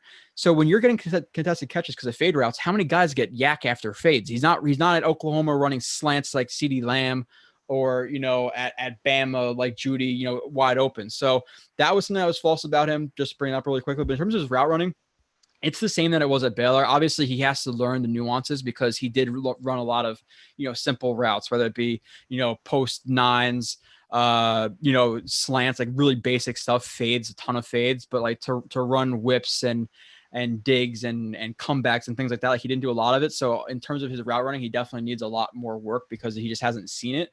But he's super intriguing because, like I said, he has that ability to get out of breaks really, really quickly. Again, with the bad technique that I talked about, he shows the good technique at times. but he just needs to round out the route running, especially at the top of his breaks. In terms of his physicality at the line, he's definitely good in that area. I think transitioning from college to the NFL, I think he needs to rely a little bit less on his physicality because, yeah, you might be able to jack up a guy at Baylor that you're playing in practice, who's going to get physical with you. But in the NFL, the first couple of weeks, I thought he was trying to get a little bit too physical with guys instead of using a little bit more finesse and setting guys up with his feet.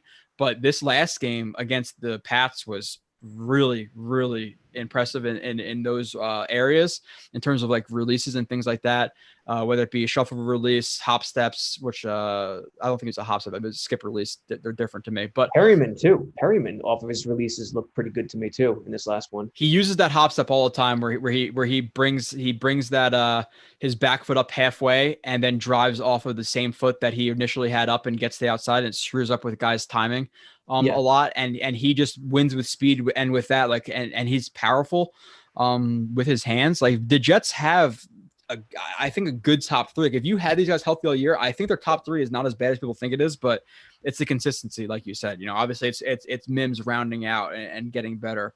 It's Crowder staying healthy, who I think has been falsely labeled as an injury-prone guy throughout his career. He's been relatively healthy, actually. But it's really Perriman because, again, Perriman, and we'll see if he's even going to be here next year, so it might not even matter. But the thing with Perriman is people, the last 5 weeks. There's film out there. The first 10 weeks of the season, he was getting open, but you had guys like Godwin, Evans, OJ Howard, who were the primary reads. So there was plays where he burned Darius Slay and he could have had a 90-yard touchdown. He's never targeted.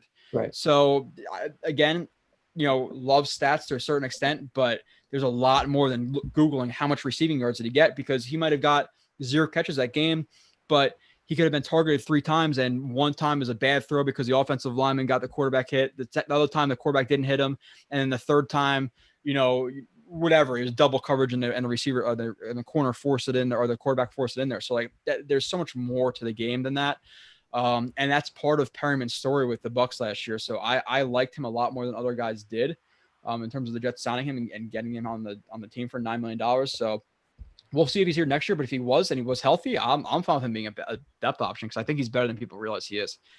Yeah, for sure. And when fans see Robbie Anderson going nuts, there's just no way back for Perriman unless he puts up, 3 or 4 weeks, incredible numbers. Well, you're talking about the Bills game, in terms of statistically, he had 3 catches for 40 yards. But again, looking at what could have happened, if Darnold hits him on that play that I showed with Marcus before, that's 30, 40 yards. Now you're looking at 4 catches for 70, 75, 80 yards. Now people are like, it's actually a pretty good game. It goes from being a no-show to people he actually made a big impact because of 1 catch because of the quarterback missed him. So there's a lot more to look into the stats. I preach that a lot. Obviously with context like Nania does, it's important to have that context, which he does. So that's not what I'm saying at all, because I'm talking about the PFFs who just go in there and do that stuff.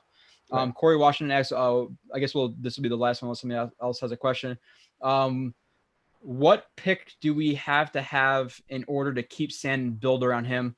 I like Fields too, not just Trevor. Okay, so he likes both quarterbacks. So at what point do the Jets build around Darnold? I mean, a lot goes into that. Who's the head coach? Who's the head coach? Loaded question. What does Douglas feel about Darnold? Because if he doesn't think Darnold's the guy, he'll try to find another option. And maybe he doesn't, and he lets Darnold go into his 4th year without, giving him the 5th-year option this spring. But I don't think there's a concrete answer. I think it depends on what Douglas feels, and you'll never know because he won't tell us. If it's Fields, I do think he'll go with Fields, though. Yeah, I think people want to think that's a cop-out answer, but it's not, because it's so loaded. You can't just say, well, if they're 3, then it is because what if one head coaching candidate loves Trey Lance and another doesn't? So it depends on who you hire, what their feelings are on Darnold, et cetera. That's such a loaded question, but in my opinion, and again, it depends on how much I personally like Zach Wilson or Lance, because if I feel like those guys are legit top 10 type quarterback prospects in terms of where they deserve to be drafted and what their projection is in the NFL, then take those guys, because Darnold has not been good this year. He's been bad. Like you can't deny that. I know people try to, again, too black and white. There's a big gray area with Darnold, and missing a receiver open is missing a receiver open, regardless if it's Cager or Perriman. We have the way the defense is playing. Okay. That's about it. Sabo, appreciate having or running this, being the founder of Jets X Factor, you and Nani. So I appreciate you guys having me.